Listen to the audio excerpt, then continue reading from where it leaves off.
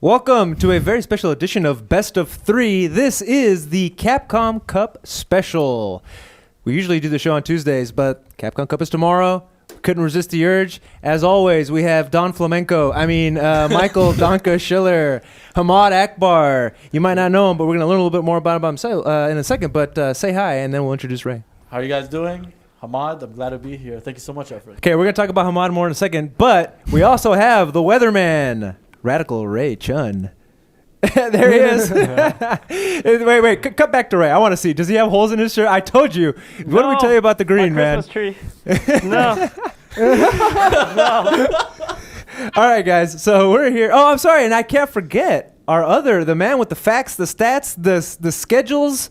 What else does he do? All kinds of things. He writes for our website. And he writes for the Daily Dot. Ace, King, Off, Suit. Ace, say hello. Hello. How's it going, everybody? It's going pretty good, man. So today what we're going to do is basically what every other FGC podcast has been doing all week, which is running through this bracket.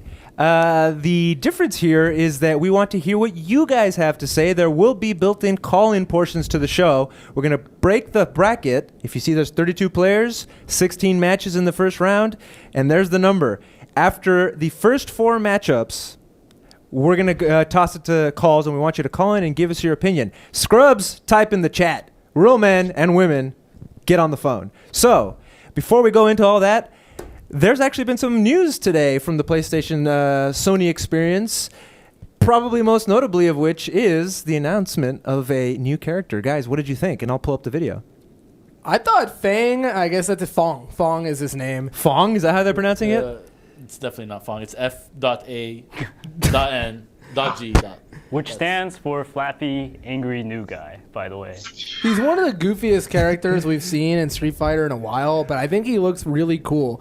He's got a move kind of like Kyosuke from CVS2 or Rival Schools, where he shoots 2 fireballs that move at the same time. He had some sort of shield-looking move where he dropped it and Dawson's and sat there. Is that like a flame carpet or what is that? Into it. I have no idea, but all I can tell is that his playstyle is nothing like we saw in Street Fighter 4. Yeah, Hamad, what do you think? I think that he's more of a new style character, and what I mean by that is I feel like Capcom have integrated a lot from other companies. And more notably SNK. So we see a lot of, I would say, a King of Fighter influence in this character. But Street Fighter has had wacky characters before. I don't think we'd had one yet in Street Fighter 5. There's no other character that would fit into wacky. This character looks wacky. Definitely. The flappy thing. What did you call him? The flappy angry new guy. Flappy angry new guy. His super didn't go into an animation when I saw it. Yeah, I don't know if that's because it killed him. I think there might be a follow-up for it. Probably. So he might be able to corner carry and then do something. But, to be honest, he looks like the guy from Kung Fu Hustle. That's literally what I thought when I saw him. And, he's a Kung Fu character. So I love Kung Fu characters. So that stage, awesome. though. The stage looks really cool. I mean, it's on the screen right now. And he replaces Sagat in the background. Which is very interesting. Is this his base? And, he wishes that he was part of this, the big bosses or what? They say that he's second in command to Bison, which means that Sagat has been demoted. So maybe we see the return of the king sometime. Who knows? We'll have to wait and see. The other bit of news that I saw that I was excited by was the Red Bull Kumite. The Red Bull Kumite has announced that they're coming back in 2016, and it's going to be a Street Fighter 5 event. And personally, the last Red Bull Kumite I thought was amazing. Super cool, interesting structure with the, going and unlocking, taking the padlock off, and the last person to lose has the last key, takes off the last padlock, can open it and take out the belt. Super cool. I'm excited to see it. Some of the matches that we'll be talking about tonight have already happened in Red Bull Kumite and things of that nature. So cool history and cool to see that going. How do you guys feel about Red Bull putting on an event that isn't the traditional event? It's nice. We had ESGN hosted the one time. We've had the Red Bull Kumite. We've had various Salty Sweets. All of the invitational tournaments, I think, have really boiled down, and the Capcom Cup coming up obviously tomorrow, have boiled down Street Fighter to the matches that people really care about watching. Mm-hmm. Every once in a while, it's fun to see, a pool match, and there's tons of players not in there who are amazing, but for, a casual viewer and for the best viewer, it's a way to see the best players, take away the best matches, and just get the most boiled down stuff that Street Fighter 4 has to offer, which is what we need with the game ending, as soon as Street Fighter 5 comes out. Sounds about right. I think also from a company perspective, it's very interesting that Red Bull have come into they've done a lot with the Salty Sweets. They do articles now on player profiles. We follow even that Cultivation series with Snake Eyes. Yeah, it's awesome. And their timing is actually really immaculate because it's going to be before a tournament called Northwest Majors. So in a sense, I feel that they've kind of consulted with the grassroots tournaments and they've kind of found this niche time. They actually know how to place it and present it, and the event is awesome. I guess I think everyone's looking forward to it. That seems like a lesson learned by Capcom. We've heard on several occasions that, for instance, the Street Fighter 20th Anniversary series of tournaments, they hosted those tournaments at every location. The first one was in Austin, Texas, by the way, which is where we shoot this show, if you didn't know. And A, it was awesome. B, if you talk to them now, like a Matt Dahlgren will tell you, we did not have the manpower to keep doing that every year, and it made much more sense to bolster the existing structure. But the idea being, even the placement of the Capcom Cup being on the opposite end of the year of EVO. So, the lesson learned being don't mess with the established tournaments because it tends to rub people the wrong way. It's better to work with them, and in this case, scheduling it prior to a major event, I think, is an interesting consideration. They just did an absolute good job. The players they invited, the hype they did, the production value, everything stepped forward in the FGC. And I think if they keep doing that and Red Bull's involvement, it's excellent. It's really, really something that's much needed, refreshing, and I hope they keep doing it. Okay, if you're just joining us, this is the Best of 3 Capcom Cup Special. We have on the panel, as always, our compadre and producer, Ray. We have Michael Danke Schiller. And we have Ace King off Soup, but let me tell you a little bit about Hamad. Hamad is arguably one of the best players in Texas and outside of Texas as well, certainly. I know you won't brag about this, but I will for you. Justin Wong wanted him to go to San Francisco so that he could have a training partner in Hamad. Hamad has played against a ton of these people. I saw you at the South by Southwest Fighters Invitational that was done here in Austin, Texas as well. And I saw you getting in long sets with Snake Eyes, PR Rog, Justin Wong, all these guys. So the reason why I wanted you to be on the show is so that you can bring that expertise and knowledge base. And, you know how some of these guys play. And I'll stop blowing so much smoke. Do you? How would you consider yourself in that position? Thank you so much, Efren, and thank you to the viewers. It's always glad to be here at the Daily Dot, and I thank you guys so much. I think from my perspective as a player, I felt like this was a development year for me. So I learned who I was, what I wanted to do, how I want to grow, and try to measure yourself against the best. I think that's what most competitive players want to do. And I think what I learned from this year was, to win, you have to have the extra motivation. You have to go and put in the work, and you have to keep trying. Consistency is something that everyone seeks about. So I think from my point of view, I've been trying to, just get better as a player. You forgot one, which is not to pick Fei-Long against Elena. Hamad is a Fei-Long main, although I have seen you bust out other characters. It's see, this is the thing people don't know about me, is that I actually do play other characters besides Fei-Long. And obviously, Fei-Long Elena is a terrible matchup in Ultra Street Fighter 4. And I actually lost this matchup. People don't know that. They ask, Hamad, where have you been? And I say, at South by Southwest, I lost to GamerBee's Elena. At Texas Showdown, I lost to Infiltration's Elena. At EVO, I lost to Kindevu's Elena. So it's kind of been that cycle of Elena versus Hamad this year. But I do play other characters. I just felt that I played Fei-Long in those matchups, despite what people said, because I kind of wanted to evolve the meta and see really if this is a bad matchup, or am I just whining, or is there a deficiency in me? Mm-hmm. So I always felt that you always have to try and find try and find that equilibrium in the sense that you want to find out if the meta is what is the meta of this matchup, and that's really what I wanted to do. I wanted to beat the struggle, I guess, if that makes any sense. Hamad, another thing that before we move on, I want to bring up and I'd like for you to touch on is the fighting game scene in the Middle East, in Kuwait, in the United Arab Emirates, in Abu Dhabi. You see all these events that are happening there. What can you tell us about that? So yeah, the Middle East scene actually is, in my opinion, one of the most secret top tier scenes that you see out there in the FGC. It's like one of those hidden gems that you unearth, and like we have players like Big Bird, and he tore it up at DreamHack, got 9th, almost made it into top 8. Latif, I mean, this man need the introduction. Exactly. Evo champion Guilty Gear, 2nd Evo 2011 to Fuudo, who won the tournament, and myself up and coming, and we have a lot of these players. And the scene has been around for a while, but mainly was a King of Fighter scene before it kind of now evolved to a Street Fighter focused scene. And the community back home, specifically in Kuwait, you see my name and you see, oh, WT. What does WT stand for? And WT is White Tower, and it's just like one of your mom and pop arcades that you used to see back in the day. And those guys have been running it for about 10 years now, and it just keeps. They kind of have preserved that old arcade feel to it. And so I just kind of like to, pay homage to the people that came before me and helped me progress as a player. Well, Hamad, we're really excited to have you on the show. We're happy that you'll be, sharing that knowledge with us. Now we're going to move on to a little bit of context here for the Capcom Cup. If you've been following the scene for longer than a couple of years, you know that the Street Fighter 25th anniversary that we already alluded to earlier was the first year that ended in a Capcom Cup. And I'm going to let Ray take it away from this point on. The Weatherman. Oh boy, it's weather time. the sweater man. The sweater man. Oh my, it really is see-through. Yeah. So if y'all remember in 2013, after EVO, Capcom announced their very own Capcom Pro Tour, which is kind of, out there. You're like, oh man, this is really long ago. But in that tournament, we saw Sako win with his Evil Ryu, and he won $6,000. And you'll see over here, or the $10,000 prize pool, $6,000 went to first place, $3,000 to second, and $1,000 to third. At this tournament also, there were the Ultimate Marvel vs. Capcom 3 tournament and Street Fighter Cross Tekken, which we all do surely love and miss. But the year after that, Capcom was like, hey, let's get a sponsorship. And who did they sponsor with? Twitch.tv. And the prize pool jumped up to $50,000.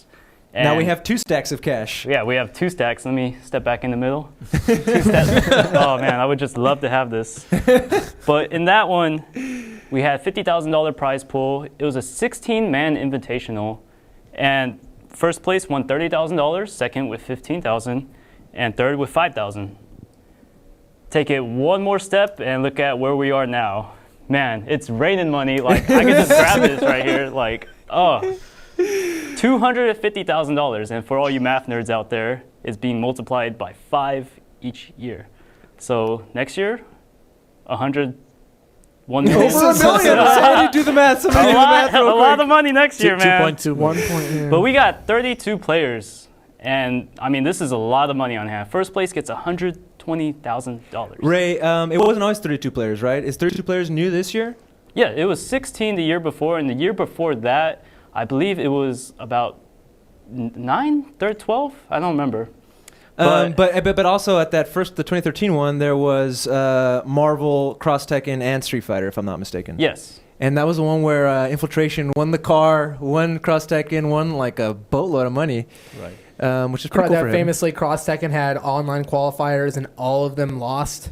All 4 online qualifiers lost to the other established invitees. Are you implying something with that? I'm not implying anything. The players who came were actually really good. It just happened to kind of work out that way. Mm-hmm. No, I kind of came out of online, Danke. Did you come out of online, Hamad? Yeah, to some extent, yes. So, I mean, a lot of people... Well, you probably would have lost at the Capcom Cup then. Ray, thank you very much, Ray, for that context of information. We look forward to you hitting us up with all those important facts as we go forward. All right. Are we ready to kick this damn thing off and start talking about this bracket? I would love to. I'm hyped. Go. The Ace King is ready for us to go. Okay, this is the bracket as it stands. We are going to break it up into 4 chunks of 4. And the first chunk, of course, is Mamochi versus RB. Ray, kick us off. What do we need to know about Mamochi versus RB? These two have never played each other before. Okay, moving on. In Capcom Cup tournament. tournament, yeah, let's clarify that. I mean, Mamochi, as we all know, is our EVO champion. It's a big deal. RB, I mean, no discredit to him, but he's an up-and-coming player. We haven't seen him that much. He's only played in a few tournaments. But this is a teammate of Xian. And Xian is no force to be reckoned with. And here we have some awesome artwork. Give us a shout out here. Where did we get this awesome artwork from? All right, so if y'all have been on Twitter, you know everyone's been retweeting. This is from Pascal in France, near Paris. Thank you so much for the graphics. We really appreciate it. Absolutely. Now, Mamochi is also last year's Capcom Cup winner. He is, the king of the hill right now. He's holding that belt. What can you tell us about Mamochi? I'm sure you fought against him more than once, at least at the South by Southwest Fighters Invitational. Actually, Mamochi was the one person. Don't tell me. I did not play at Did he duck you? South by Southwest. Definitely was ducking.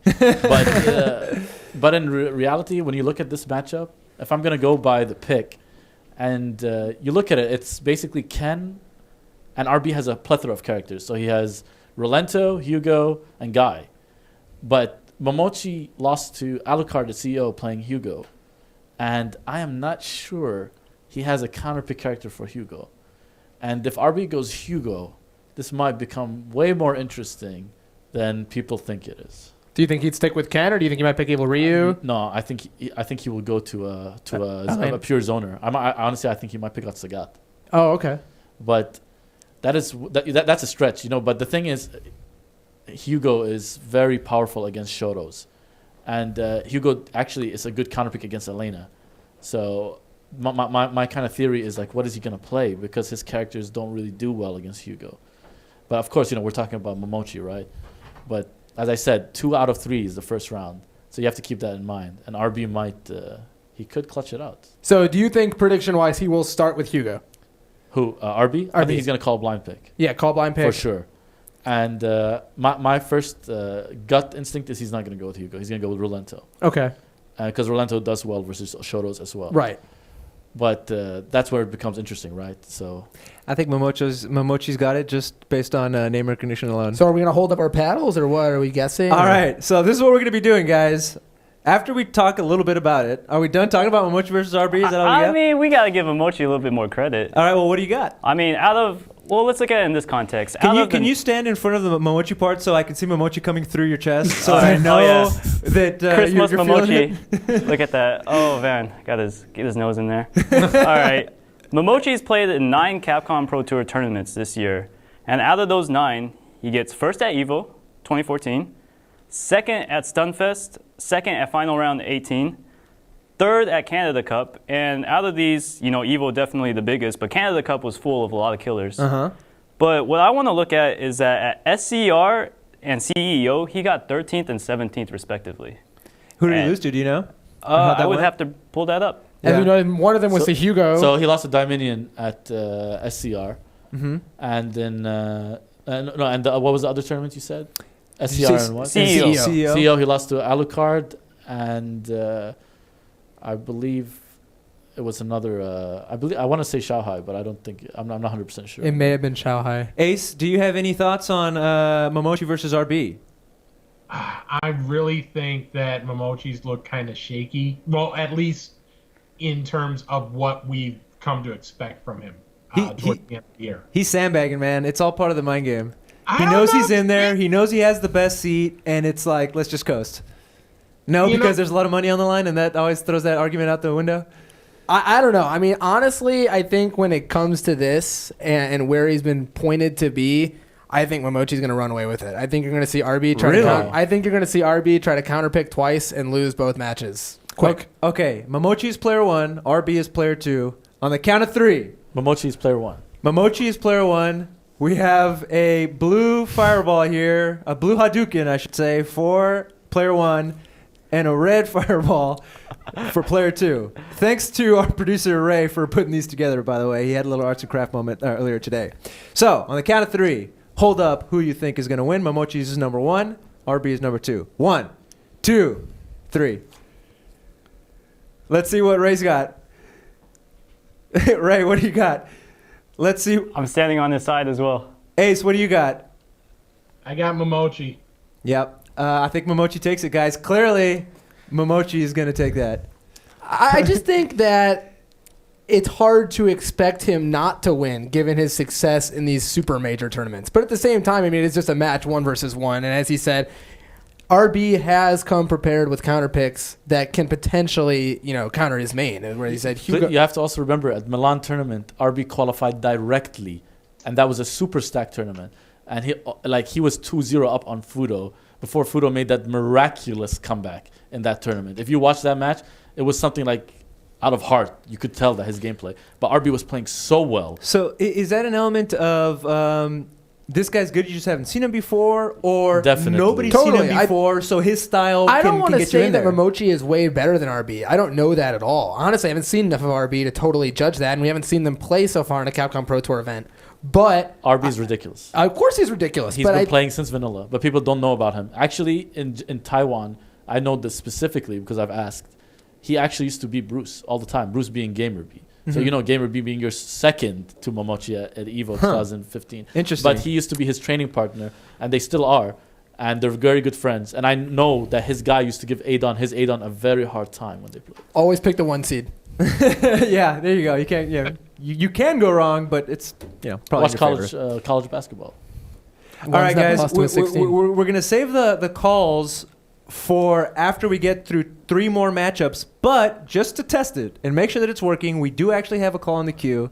So we're going to let him make his comment or ask his question. And this is David, presumably David Brown from Austin. David, can you hear us? I can hear you. How y'all doing this evening? We're doing fine, David. This is Efren. You're talking to Efren. What's your comment, David? Oh, my comment is related to one element in the discussion for the first match I think nobody mentioned, which is the player's ability to handle the stage they're going to be on. Last year during Capcom Cup, probably 4 or 5 of the players, right after they played, the next day when people asked them, said that they weren't ready for that room and that stage and, the way the crowd was organized. How do you think that will affect their ability to play their first game well enough to not lose their ability to counterpick? For me, personally, this is Mike speaking, I think that part of my factoring in Mamochi in the winner was exactly what you said. Mamochi has in Capcom Cup and then in EVO on the main stage on Sunday done extremely well under pressure in the 2 biggest tournaments of the year so far. So I think that he is definitely adept to handle it, whereas RB may very well be, but I'm not proven yet that he can do the same.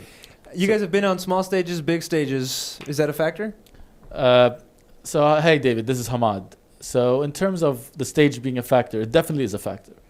But I feel like there are some people, it's one of those things where you could be Chris G.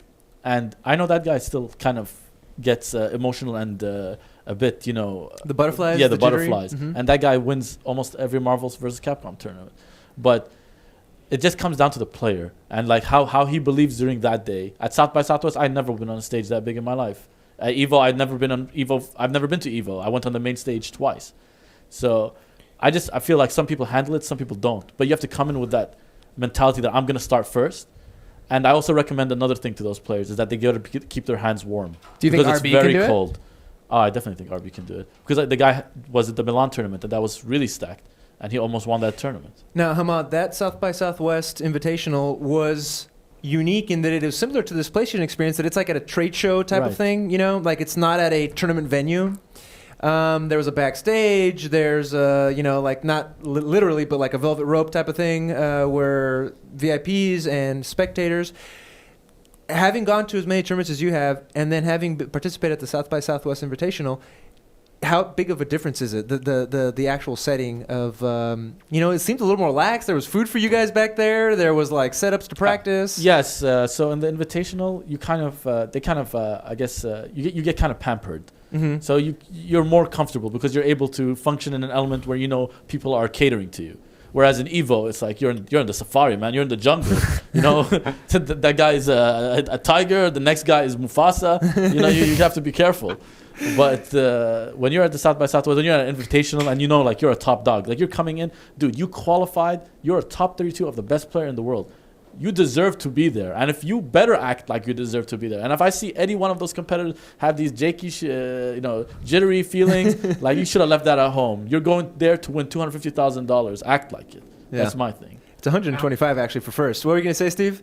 I was going to say, even the players that are used to the pressure, this is going to be so much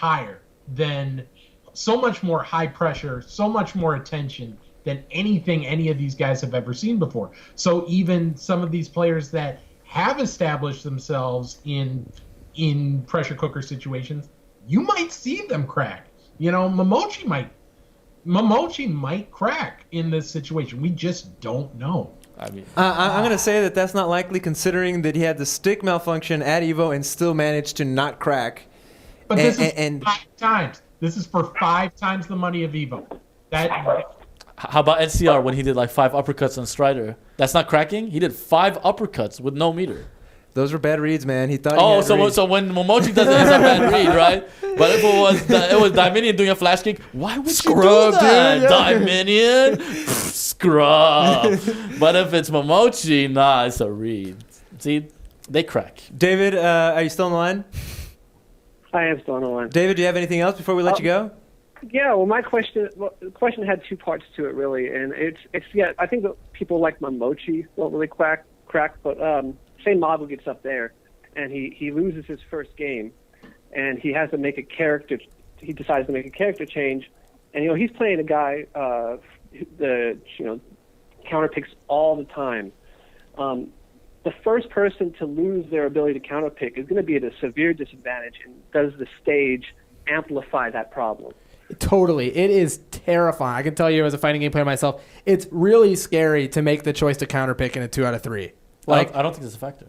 You don't think that's a factor at all? No, because they're going to call blind pick. So he cannot know who No, but after losing, whoever loses first. After losing, he just has to make a decision. Is this a bad matchup? Am I playing this matchup bad? Or is this guy literally so good that it's countering me at every turn and I'm thinking logically right now? I'm not rushing. So that's on the player to make that call.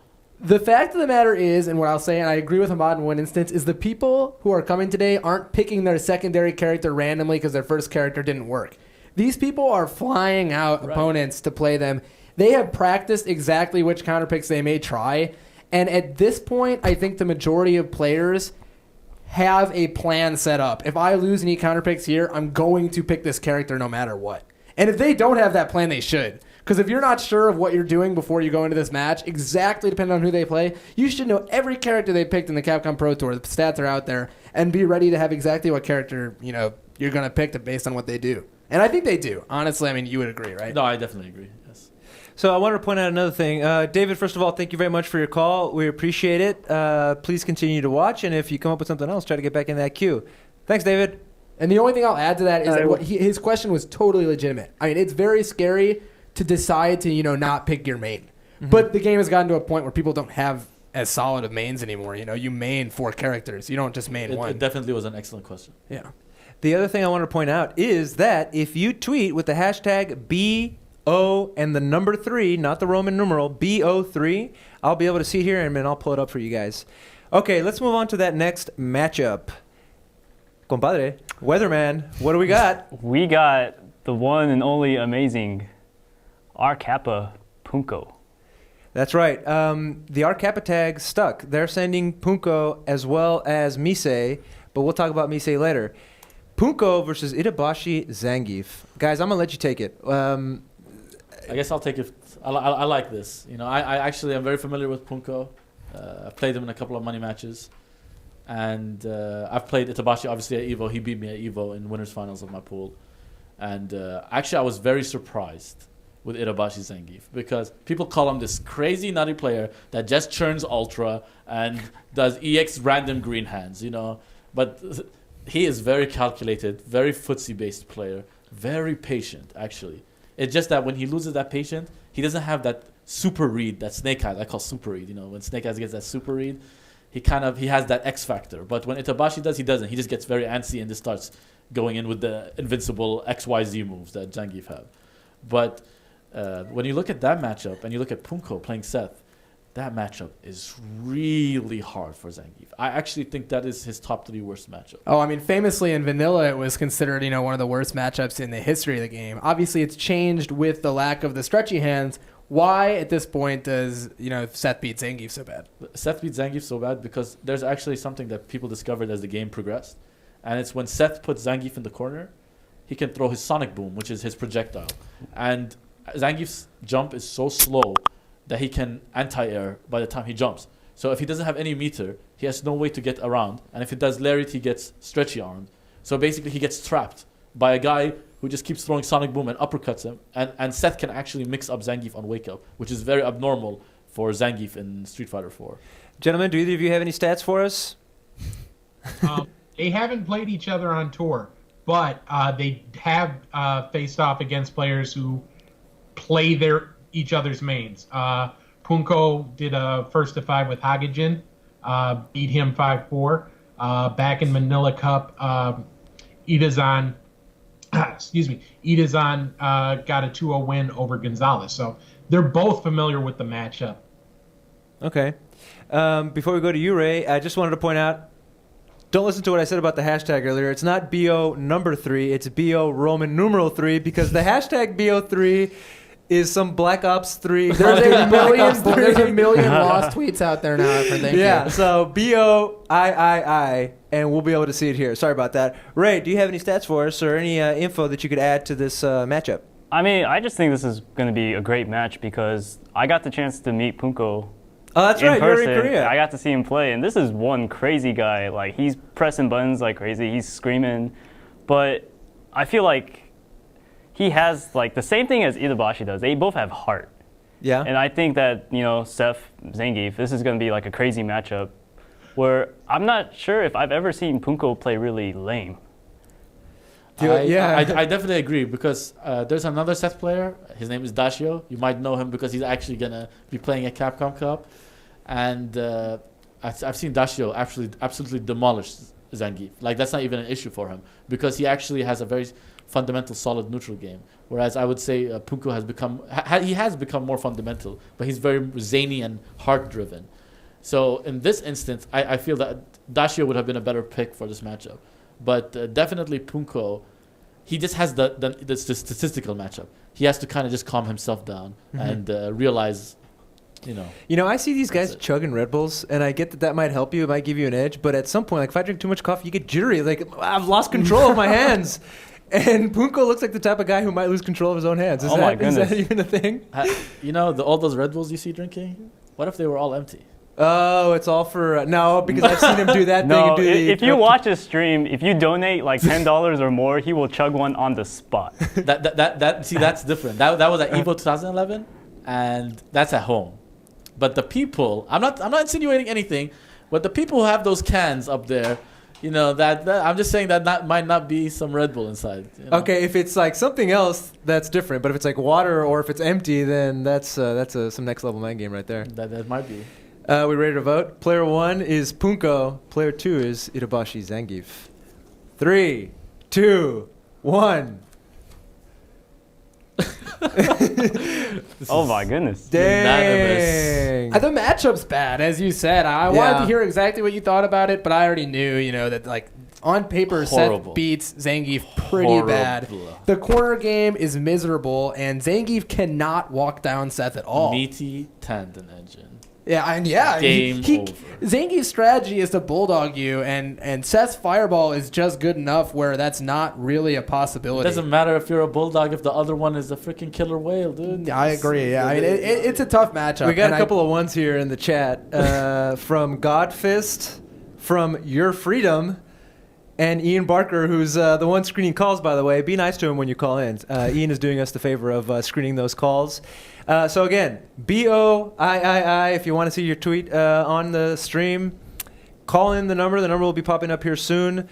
Ready to move on to the next matchup? Yeah, I mean, just the last thing is we've talked about people counterpicking. I don't think Itabashi Zangief is counterpicking. That man is going with Zangief He's going as far with as Zangief. Zangief can take him. He did play T-Hawk at the beginning, if I remember correctly. But T-Hawk was then nerfed directly after he was good for around a minute or two, and yeah, he stopped immediately. Don't get me started.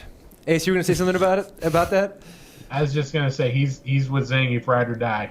Yeah. I mean, if it's in your name, though, I feel like you shouldn't be allowed to pick any other character. Do you know what Itabashi means, friend? No, what does it mean? It means the greatest. The greatest Zangief? Is that his name? That's his name. That was like, okay, in a lot of the Asian cultures for gaming, they put their character or, their race in StarCraft in the name. There was Muteki Guile, which means invincible guile. Nah, so that was like badass. a cool thing to do back in the day. He's the greatest. The greatest. All right. Ray, what is our next matchup? We have Fuudo and Human Bomb. And interesting enough about Human Bomb is I heard he's from Australia. What? Why would you say that? Yes. Is that true? He is from Hong Kong, but he lived in Australia for many years. Okay. And then he moved back. So that's what he is. I've seen Human Bomb kick ass before, but Fuudo I would be scared to go up against. I would not want that to be my first matchup. This is a bad matchup for Fuudo. All right, well, let's hear it. Break it down for us. Sakura beats Fei Long. I don't care what any other Sakura says. Is that salty Fei Long talk, or is that salty legit? Fei Long. This is very objective. At very top level, Sakura will tell you that matchup is slightly in Sakura's favor. And the thing about that matchup is Human Bomb has beat Fuudo multiple times. So the thing is, he actually beat him a month ago in China, 2-0. Well, but Gackt beat another Fei Long, beat Human Bomb. So, but that matchup is really one I don't think that plays to Fuudo's strength, nor my own, because we play too patient. And that matchup requires a bit of offensive to take advantage of Sakura's poor defense. But Fuudo loves to play very patient mid-range heavy. And what ends up happening is that once Sakura gets in, that's when Fei Long also has a very hard time. And she can jump on Fei Long, which is a very rare thing for Fei Long players. When a character can jump in on you and you have this backwards uppercut that you can easily do, it's kind of one of those things where you have to think to change your anti-air. And as a Fei Long player, it's something you're aware of. And I think it's one of Fuudo's strength, his anti-air, his reaction. And you take that away, that kind of destroys his strength. So her footsie game in the matchup is based almost partially on jumping then, right? Yeah, Tatsu, like you do a fake Tatsu to make the uppercut with. You jump in with actual roundhouse, with the heavy kick. You play a low forward game, a crouch medium punch game. You play a very heavy mid range, and you can kind of bully Fei Long, and then basically you both are vying for that space. Now focus attack is very good for Fei Long in this matchup, but a good Sakura player like Human Bomb, he's ready. He knows what to do. You have armor breaking Tatsu, so you can kind of get around that. Is a move like standing heavy kick from Sakura really used in the matchup, or is focus too big to accommodate? Because focus will obviously blow it up. Focus is a good tool, but if he goes for raw buttons, it's not a good option against Sakura because that move is active, very active, and if he goes for focus, that will be a good answer. But I don't think that. I think that Human Bomb has seen this strategy way too many times because people focus backdash her buttons and then the DP whiffs. He's seen that scenario way too many times. So he's I know he's ready for that. He'll probably just jump in a bit more and then play that mind game with Fuudo. We have some questions in the chat about your shirt. People didn't know that we were back in the 70s, and they want to know where you got that badass shirt. This shirt is from the Buffalo Exchange in Austin, Texas. I'm pretty sure it exists in other places. It was $6. I figured, why not? You've been saving it, haven't you? Yeah, you got a shirt for every day. No. You kind of look like the Hallmark card I sent my grandma. Why did you send this Hallmark card to your grandma with me on it? It looked pretty good at the time, but I kind of regret it now. Now seeing it in shirt form. All right, guys. Any more to add? Ace, do you have anything to add to Fuudo versus Human Bomb? I really think that this could be one of the biggest numerical upsets of the first round. What do you mean by that? Just rank-wise, if you go straight chalk, you would think, an 8 seed would easily go over 25. But this is just the beauty of Capcom Cup. Everyone is so good. There's not a single easy out in the entire bracket. All right. I mean, so he was saying, as he said numerically it's an upset. I think that the seeding in this tournament, obviously, isn't as heavily put together as, an NCAA basketball tournament. They were seeded directly on points, if I'm correct. Right. Yeah. Yes. So, I mean, an 8 seed versus a 25 seed doesn't really mean anything, in my opinion.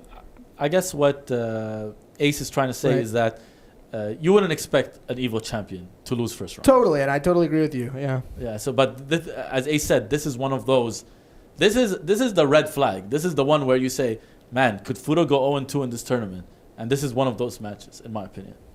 And I'm a big fan of Fuudo. I learned a lot of my game from watching him. Definitely the greatest Fei Long, easily. All right, count of 3. Player 1 is Fuudo. Player 2 is Human Bomb. 3, 2, 1. Oh wow! So you're liking Human Bomb because for the obvious reasons. I think that I betrayed my Habibi. Yeah. I think that you're right that Fei Long probably does lose to Sakura, but at the same time, It's Fuudo. It's Fuudo, and it's an EVO champion, and Human Bomb has not done as well in tournaments of this caliber as Fuudo has, and I think right now the matchup isn't bad enough to kind of steer him over him. Human Bomb is very experienced in this match. I can tell you as much. They have Fei Longs in China, and he's played this matchup way too much. I know it from a personal level, and from my White Tower guys who went and visited China and know Johnny personally. So I'm just giving you that little... He is ready for this matchup. So I hope Fuudo is ready for this matchup in reverse. It's definitely the one I've had the hardest time picking so far. I'll give you that. It's very hard. Would not be even slightly surprised. I wish I could go in the middle. Could I do this? I think that's fair. To at least say that you're leaning in that it's going to be a closer matchup. It's that's really going to be tough to judge. And that's not a matchup where, even though I agree that Sakura wins, it's just not a mindless one direction or another matchup whatsoever. As I said, this one is very slight. Very footsie based and very slight. Like when I'm talking about win, I'm saying like 5.5. It's not something like, now all the Sakura players are going to come to me, No, this is just very slight. Very, very slight. It's easy. Like, Fei Long can easily win this match. Okay, so we're moving on to the next match. Now, guys, I want to remind you, we have one more matchup to go through, and then we're going to take some calls. So bring in those calls. You have to wait a little bit, but Ian is on standby.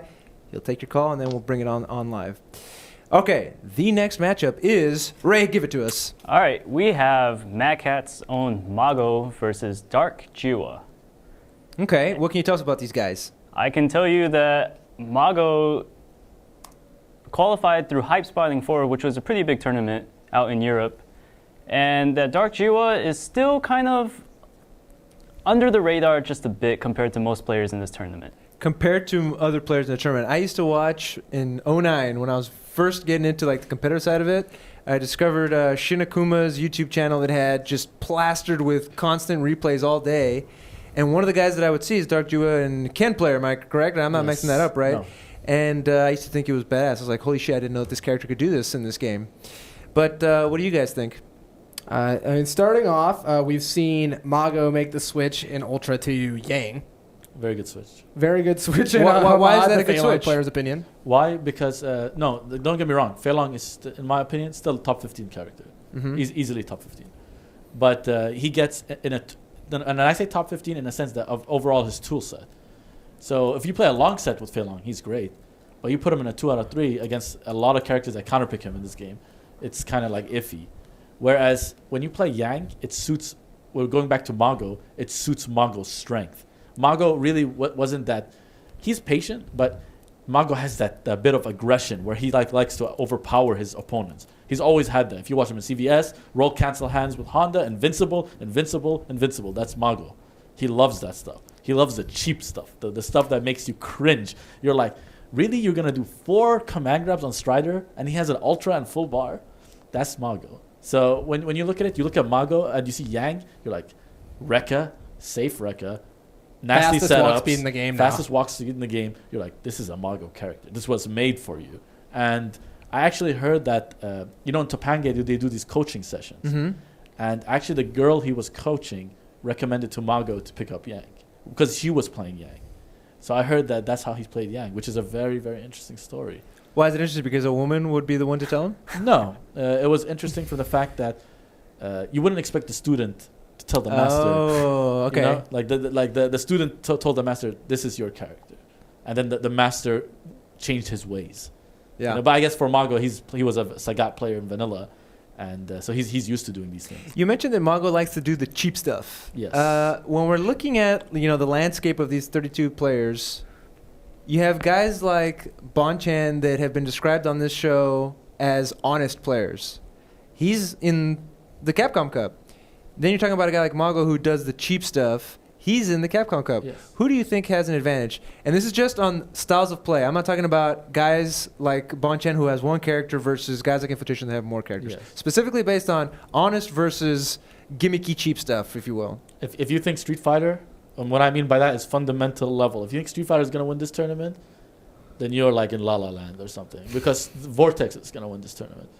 There's 3 Seth, 3 Abels, Sakura, Elena. Around 97 Elenas. This is a tournament about, hey, Akuma, Evil Ryu, I'm going to knock you down, and I'm going to ensure that all this fundamental you learned, it's not going to come into play, because I'm just going to overpower you with like 50 option selects, and I'm going to do this cheap, safe mix-ups. And that's what it's going to come down to, I promise you. And one of the biggest things that I'd like to note in kind of response to that is that a lot of characters, there's a lot of good players that play them. And even though Mamochi may be considered the best Ken, there's definitely other practice you can get versus Ken. Yang is a character with a lot less adept players. It's very difficult to find a Yang even close, if there even is one. No, it's way too hard. To find a Yang on Mago's level is like literally impossible. So whereas Mago can prepare with Mamochi, very arguably a better Ken than Dark Jiewa, Dark Jiewa is going to have a hell of a time finding a Yang player. They do have one in China. I know for a fact that he has actually one of their up-and-coming players is a Yang player. Is a Yang player? Well, that's very good. So that's very good for him. But coming from this pick, this is my 0-2 pick. And I'm sorry to Jiewa. I respect the hustle. I respect that you got into Capcom Cup. You deserve it. There's no disrespect. Dude, he's awesome. There's no disrespect to any player. There are people that are going to go 0-2 in this tournament. 5 people or more, actually. 8 people are going to go into that 0-2 category. And I'm sorry for Jiewa. This is it's just very hard. I feel like the experience he needs to beat a lot of these players is either he has to play with a lot of heart and make the good gambles, or he has to just have improved drastically. That is to say, I think Ken is one of the best 2 out of 3 characters in the entire game. He has a very strong ability to play a regular footsie game to feel the other guy out, as well as a Vortex. And I just think he can turn it on and off in such a way that it's favored in the 2 out of 3 Definitely. Ken is one of the top 3 characters, in my opinion, top 3 character in Ultra Street Fighter 4, without a doubt. And as you said, just like he can Vortex, but he can also feel it out very hard. He has extremely strong footsies with his low forward, his forward. The thing is, people say, only Mamochi win with Ken. But the thing is, I guarantee you, if Infiltration plays Ken, you'll say Ken is also bad. But I mean, Ken is ridiculous. But the fact of the matter is that Mamochi took the time and he picked Ken because he wanted to mirror Daigo. That's what he said. So he wanted because Daigo's Ryu, and he wants to be the rival, so he picked Ken. Oh, wow. So to be the opposite. That's cool. And we see this actually happen now in Topanga, which is amazing for me. Mm-hmm. But I think that Ken is just so complete. And I think that Jiewa did an excellent choice in playing this character, for sure. I do want to say one more thing, is that although Mago might not be playing Fei Long, Dark Jiewa has never beaten Gackt. And Gackt is a Fei Long player. Mm-hmm. And he's lost to him 0-3 at the Saigon Cup, and he's also lost to Gackt 2-3 at the Capcom Pro Tour Asia Finals. That's a good point. I mean, we might see a counter. We might see a Fei Long. I don't think that's a counter pick at all. That's the reason. It's that Jiewa doesn't have the patience yet, and that comes with experience. So do you think there's any chance Mago picks Fei Long? In this matchup? Yes. I think that would be the wisest pick for him against this player. You think he's going to pick Fei Long over Yang, maybe? I definitely think that Ken gives Yang problems. But I think that if he's going to go from a player perspective and lack of patience, Fei Long is a killer of players who don't have patience. Yeah, and I think either character would work personally. I think in this one, the level he gets of play is different. He gets the luxury of choosing. All right, guys, we actually do have a call. Okay. But first, we're going to ask Will, our technical director, to pull up a tweet and be so kind as to read it. All right, this first tweet is from... Will, we can't hear you, bud. How you say that name? Can the stream... Will, or stream, can you hear Will? The stream definitely could. It helps when I hit your return as well. Oh, now you can hear me. Okay, now we can hear you. All right, let's hear that tweet. This first one says, what are the chances someone will use a hidden joker or counter pick during the first guaranteed matchup to surprise their opponent? What do you think, Hamad? Oh, definitely there will be jokers, but I don't think this is that matchup. If that makes sense. The specific one that we're talking This one about? is not a joker matchup, but the one when we talk about GamerBee Gackt, I think I'll pull that one up. I like that. Okay, let's go. I think there's going to be There's gonna be a lot of jokers. maybe not necessarily just in the first round, but I think you're going to see at least 5 or 6 people plot a character you've never seen them play in a Capcom Pro Tour tournament. I think Infiltration will plot Guy. I guarantee you that this yeah. conversation is going to come up again when we get to some later, and I have clips to back that up. Okay, we have a call from James. Let me get that one going. James, can you hear us? Yes, I can. Is my mic too loud? You're perfect. Go ahead, James. You sound good. This is Efren. You have the floor. Okay. I've watched the most of the stream of the Capcom Pro Tour Asian finals, Asia finals, and Punku won. And I love Punku, and I guess he's won a few majors in the past. But to me, this was one of the most stacked tournaments I'd ever that was there. And he didn't just win, but he like dominated pretty convincingly to me. What do you think? Does that give him a lot of momentum in the top 32 for this one? This tournament? Does that give him momentum, or does that give him false hope? No, winning tournaments gives you momentum. So when I won KIT, I'm speaking from personal experience. By the way, this is Hamad. So when I won KIT, it kind of gave me, when I went to South by Southwest, I definitely believed like I can hang with these guys. Mm-hmm. And obviously if it's false hope or not false hope, that doesn't matter. It's what you believe on that day.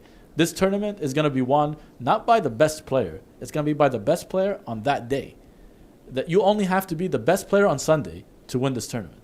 You don't have to be the best player tomorrow, after tomorrow. This is irrelevant. Mm-hmm. So if winning that tournament for Punku gives him enough momentum going in, it definitely will help. It not only helps Punku, but it hurts his opponents, obviously. They're scared. He came off winning. You've seen a lot of people. PR Rog said he thought Seth is the best character in the game.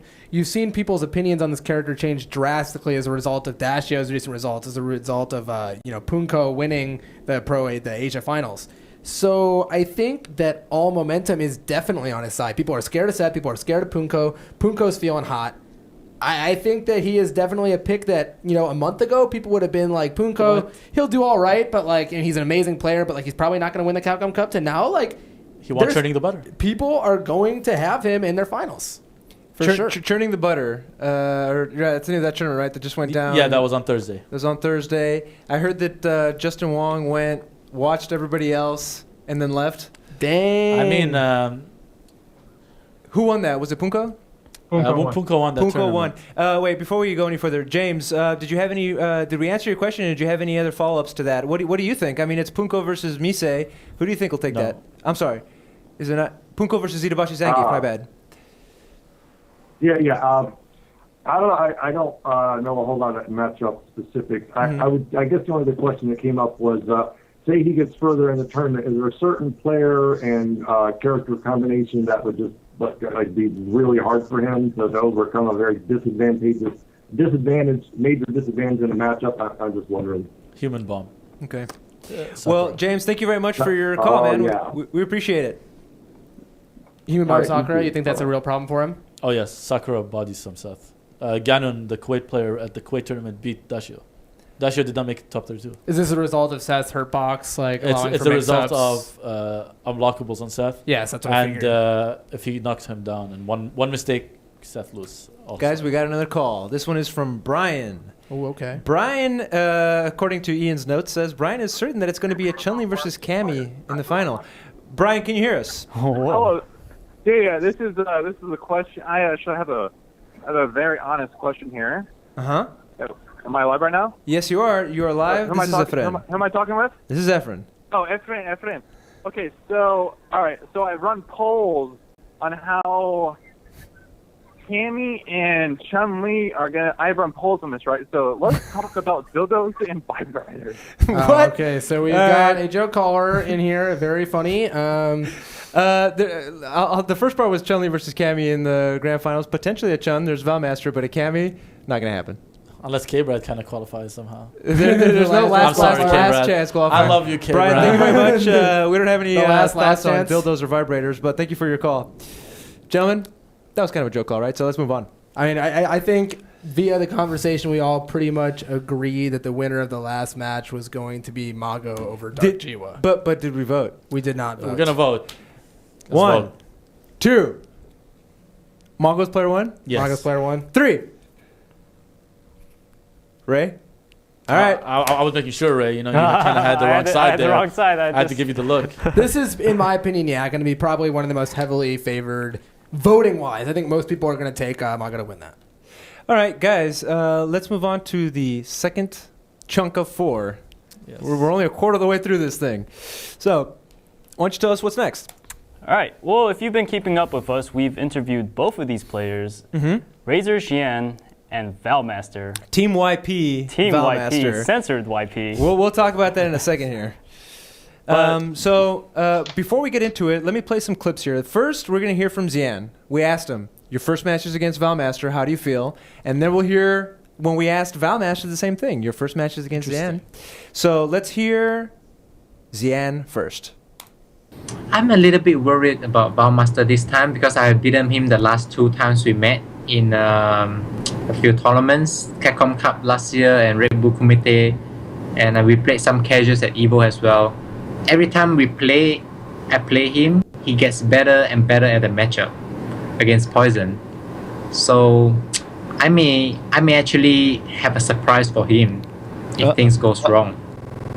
Okay, and I'm now a little bit worried Ritz, about that was on repeat. In general, he picks Poison against me now because it's a bad matchup for Chun-Li. But last time we played together, it was more, close. It was very close. So we played again at Evo. I won first to 5. And I don't know if he's going to stay on Poison or if he's going to switch of characters. So I don't like to play the player like Infiltration or Xian because they have a lot of character and they are very good with all of them. So that's not easy. You for preparing at home, it's not easy. You in your head you are he's going to play again, maybe Elena, Poison, Guy. So it's too many characters. Okay. You lost to Xian. Well, you in that clip you mentioned that he had. Interesting enough, the first match that he had at Capcom Cup last year was against Xian. He's facing him again. But how do you feel about that? They both said that they were concerned about each other. So on paper, your first thought is, Xian has beaten Valmaster twice. Poison versus Chun-Li is notably a bad matchup. It's very difficult for Chun-Li to navigate Poison's fireballs. Very easy for Poison to mix up and combo Chun-Li. Things are, on paper bad. However, I think what we've seen out of Valmaster versus Xian has not been his best play. You saw him pick Elena at first, and it turned out very poorly. He was neutral jumping onto fireballs. He was missing his combos. He played not very well. He switched to Poison, played a little better. He played him again, played a little better. And I think it's gotten to the point where, as Xian said, I think that Valmaster's more versed in the matchup than Xian is. And I think that he definitely could take that matchup. So I think there's a very solid chance that we're going to see Xian counterpick second if he loses with Poison first. But I think he'll start out with Poison, and I think it's going to be a little harder to call than most people would originally think. So the idea being, okay, if I pick Elena, that loses to Chun, but he's been working against the... He's not going to pick Elena, I promise. So I wouldn't imagine. But, so Xian says, if he makes me, I have a surprise for him. I know what that surprise pick is. What is it, Hamad? Guile. Guile? Guile. Versus his Chun? Yes. Yeah. Why? Because I know that he's been working on a Guile. Really? And I know that he actually picked Guile, I think, a while back to deal with F.A.N.G. Because he was kind of having trouble. I'm assuming, Gackt is his training partner. You get the best. Not only that, we were talking to Xian, and he said, so one of the reasons that he wanted Infiltration on the team is specifically to train. And he says that benefits me more than it benefits him because Infiltration plays the entire game, the entire cast. I definitely agree. So, and the question was, why does it matter to have who's on your team? Sure, it matters because Razor wants a high profile, but like nitty gritty, we're talking about the team itself, the players that are now in this organization. And he specifically stated, I now have the best player on that I can pick this character and let me practice against you. The only European Guile player I can think of is I'm Still the Daddy. There's Jeho-san from France, who got at CWC got third or fourth. Has I he? believe. How much has he played with Valmaster? My question was just I know how that matchup goes. I mean, at that tournament, actually, Jehosan beat Valmaster. Then you're probably right. So Guile is very likely this the counter gut pick. feeling it's Guile, but Guile does pretty well versus Chun-Li. I've always felt he beats her in the Guile fireball beats game solidly. He has less recovery on his fireball, so he can counter poke much easier afterwards. I mean, we've seen Valmaster beat Guile though. We've seen Valmaster beat Dominion multiple times. Yes, but and you know, Dominion is the best. Like, let's be real. That is the best Guile. That's arguable. Knuckle-Doo is and he as well as in the Capcom Cup. Knuckle-Doo is ridiculous. Absolutely amazing player. But if we go by who is the better Guile, it's definitely. If you're, I understand what he's saying. If you're talking as if someone who played Guile back when I played Street Fighter 4 a lot more, the way Dominion plays Guile is very structured to fit with the character. It's not arguable. Like when people say this is arguable, it's not. There are people that are better with characters that specifically for that. But I think Knuckle-Doo is talented. And that his diversity for this tournament, when we get to him, I will talk about his diversity because that is the key for Do.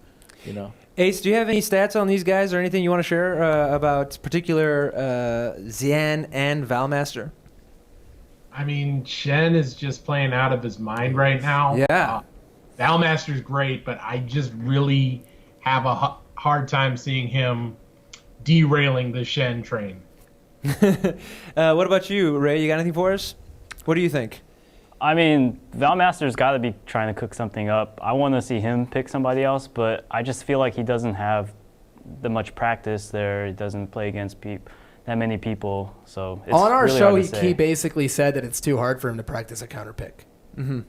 And you're talking about Valmaster? Yes, and actually multiple players in Europe echoed the same sentiment, that people are far and it's just harder to be good with multiple characters. That's the thing I struggled with. Is by the time I realized that F.A.N.G really does lose to Elena, it's already the end of the year. You can't learn it at that level. The people with more consistent practice partners who can play counterpick characters are able to learn more counterpick characters themselves. Because if you're playing your best friend, if your best friend is Daigo and he's the best evil Ryu player in the world, you can't practice your counterpick on one character. You have to learn them in the matchups you're playing versus, and it's extremely difficult, even though France has an amazing scene, to do it in France as compared to do it in Japan, to do it in Singapore, to do it in America. And I don't think he's going to counterpick, and for that reason, even though he hasn't made it closer, and I think it's a very good shot that he can take it, Xian's ability to mess with the situation, Valmaster said on the show he's nervous about Xian's ability to counterpick. I think that the fact that he has all these characters that beat Chun-Li makes it hard.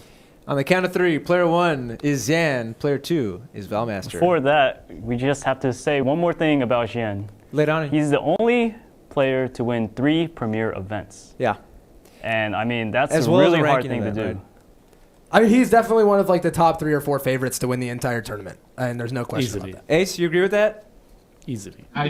He can make a really, really deep run. Yeah. Really. It would be hard for him not to, honestly, I think. Am I wrong? He got second place last year and second place at the 2013 one as well? Yes, he's a second place king at Capcom Cup. Infiltration has been amazing and done extremely well with more characters than anybody else. But Xian won Evo with Gen and then has won other majors. Broken Gen. Yeah, okay. Broken. Gen was extremely Absolutely good. broken. Gen was extremely good. I agree we with got you. unblockable to death. However, he has won tournaments with multiple characters, extremely large majors, and his ability to switch between characters is arguably second best or the best. There's no one else that. There's only Infiltration. Yes. On the count of three, guys. Player one is Xian. Player two is Infiltration. I'm sorry, Valmaster. 3, 2, 1. Hard to You're pick. going with Valmaster? Je t'aime le jouet Street Fighter 4 français. Val. Allez, Val. Allez. That's it. I think it's not a bad pick. I refuse to pick Chun-Li over Poison. I'm sorry. I think it's a really bad matchup. I think this is the upset. All right. It's a very possible though. Valmaster is an incredible Valmaster player. got third. I thought he was butter. like the total mismatch of the Capcom Cup last year when he picked Elena. It was like, why is he even here? He's the new Luffy. And then all of a sudden he bodied Justin. Yeah. Okay. Well, what is our next? And I love Justin, but he bodied Justin. Ray, what is our next match? Our next match is actually my personal favorite. It is Nemo versus YBK's Dashio. Can you tell us something about these guys before I will tell you one thing, a big thing. Lay it In on me. Topanga A-League, Nemo has beaten Dashio. Okay, well, and that was recent. What was the Very score of recent. that? Is there a score? There is one 7-5 and 3-1. Okay. So Both not in Nemo's not favor? runaways for sure. We're talking about Nemo versus Dashio. Yes. Mm-hmm. Nemo is Dashio's demon. When Dashio goes to sleep, he sees Nemo. Like, no, Nemo, no. And then, and that is the demon. This is such a bad matchup for Rolento, but for some reason, I mean, if you make a Seth player in a Rolento That's what I matchup, thought, because I really thought go to that Rolento would DiCapri. lose. He went to DiCapri to fight him because he could not beat him with Seth. But Punku just ran a train on him in CPTA. But I just feel like Nemo, either this is Dashio wakes up and says, oh, I don't care. This is Rolento, and I'm going to treat him as such. And he absolutely mauls Nemo. Or Nemo is just going to be like, this is another day at the office. You know, I'm already inside the So vast in your obviously mind Seth already. beats Rolento as a result of But Rolento's Nemo poor beats Dashio. defensive options, though, right? That's what you would say? Seth can play ping pong with Rolento. You know, he wants to roll around. Cool, I got this tandem engine move. You want to, you want to sit there and block. I got this uppercut, and he can actually option select light DP on every roll. And that's why it's hard, even with the match history, for me to want to pick Rolento This might over be Seth. Rolento's It's worst really matchup. one of his worst matchups for Yes. sure. Tandem engine destroys rolls. He has no actually real reversal options other than backdash. You know, we talk about the matchup, and you're right. He has it's very limited for Rolento. But of course, you know, the Seth bleeds, right? Right, totally. And And Rolento does damage. if there is anyone in the FGC, and I'm talking about on planet Earth, that I would like for someone to make them lose a lot of life, that would be Nemo. Because Nemo is the stun master. Like you all you're gonna see are the chickens on your head when you play this. He's guy. also the escape master, dude. That guy is such a. You mean the no block master? That's Oh, a lot yeah. of people No nowadays. The no block master. You see that the Japanese tech. Don't tell anyone about that. I just shared it with you guys. Well, what about the French tech? I thought you The said no it- block. Yeah, no block. No, or focus backdash. You know, I thought that works Daigo too. blocked, and then I was like, nah, I'm a Umehara Daigo, and it worked. You see, because Daigo don't block either. They don't block. You know, I know Nemo has been putting in work for a while now, and the Rolento's pretty sick. But I remember him being a Marvel player. Does that factor in any way, shape, He or form is into not this? a Marvel player or a Street Fighter player. He's a fighting game player for sure. He was a Guilty Gear player, I think, before anything else. One of the best Faust players ever. Ever, for sure. He's like easily the best with his team in Marvel that he mostly created. The groundwork was there. He was the first amazing Rolento player. The guy is kind of the basis of his characters in a lot of ways. And yet again, there's a lot of Rolento players, but none of them are Nemo. And that's been shown. I mean, I'll give you a slight kind of preview. We all respect Daigo, obviously, for what he's done in the FGC. But when Daigo said that the arcades in Japan are useless and the players there don't make me better, you know who was number one in the arcade when he kind of went on this? It was Nemo. And you know what Nemo did to him? And Evil Ryu beats Rolento. But you know what Nemo did to Daigo in Topanga A-League? He 7-4 them. And basically Daigo after that tournament said, Nemo's the MVP, and I was wrong. Wow. And for one person to do that, who has a 9-to-5 job and takes care of his sick dad, Nemo... He is definitely one of the most talented players. I've played him in casuals in Marvel vs. Capcom 3. This man is the truth. He seeks out blood, honestly. The way he plays is really hard to quantify. It's similar to Justin, in my opinion, actually, where the way he goes after you just feels so personal almost. He reads your habits instantly and instantly goes after them. There's no hesitation whatsoever in the way he goes after you. Nemo is absolutely going to eat Dashio alive. You think so? He's going to eat him for breakfast. Okay. Guys, we have another call. Sounds like we have to vote first, though. Oh, right, all right. So, who do we have here? It's Nemo, who I'm a big fan of, versus Yubiken's Dashio. Player 1, blue, is Nemo. Player 2 is Dashio. We didn't count, but 3, 2, 1. Yo, wait, what? Is it? That's 3? There's a third player? I picked Dashio. I'm sorry. I think the third time's the charm, and I think you learn in a matchup like that. And I really do think that Seth bodies Rolento. And I think that there's, I without a doubt, this isn't like free in my opinion. I don't think he's gonna like for sure win, but I think that he can pull it out. Dashio's played amazingly at the end of the season, and I think that in that matchup, with the time, I don't think people have prepared for any tournament the way they have for Capcom Cup. And are you pulling out like phone notes? Are we betting on a show? No, there's a bank across the street, so I'm just saying. I'm just saying. You know that if you want, I could put my 401k on that too. Wow. Yeah. Dang, dude. Ace, what do you think? What do you think? What you're hearing over matchup here? to Hamad, but I think that shit's gonna take it. It's hard for me to pick against Nemo. He's honestly one of my guys, so I think we'll make it to top 4. So I think Nemo's going to take this one. Okay, well, we have a question from Pobsy. This is slightly off topic because it asks about infiltration and we're not there yet. But Pobsy, can you hear us? Yes. Can you hear me? Yes, sir. Pobsy, you are on the air. You're talking to Efren, Mike, Hamad, and Ray. Go ahead. All right, guys. And so, Steven. in regards to people like Infiltration and Shanghai who are multi-character, masters, do you think that in Street Fighter V, the one character specialist will be like a dying race? Without question. I think that's like in Street Fighter 4, when you learn a character, you have to learn a new set of one-frame punishes versus every move in the game. You have to learn a new set of combos. Almost every character in the game has at least 1 or 2 important one-frame combos at this point. You have to learn new setups, new unblockables versus different characters. There is so much to learn in Street Fighter 4.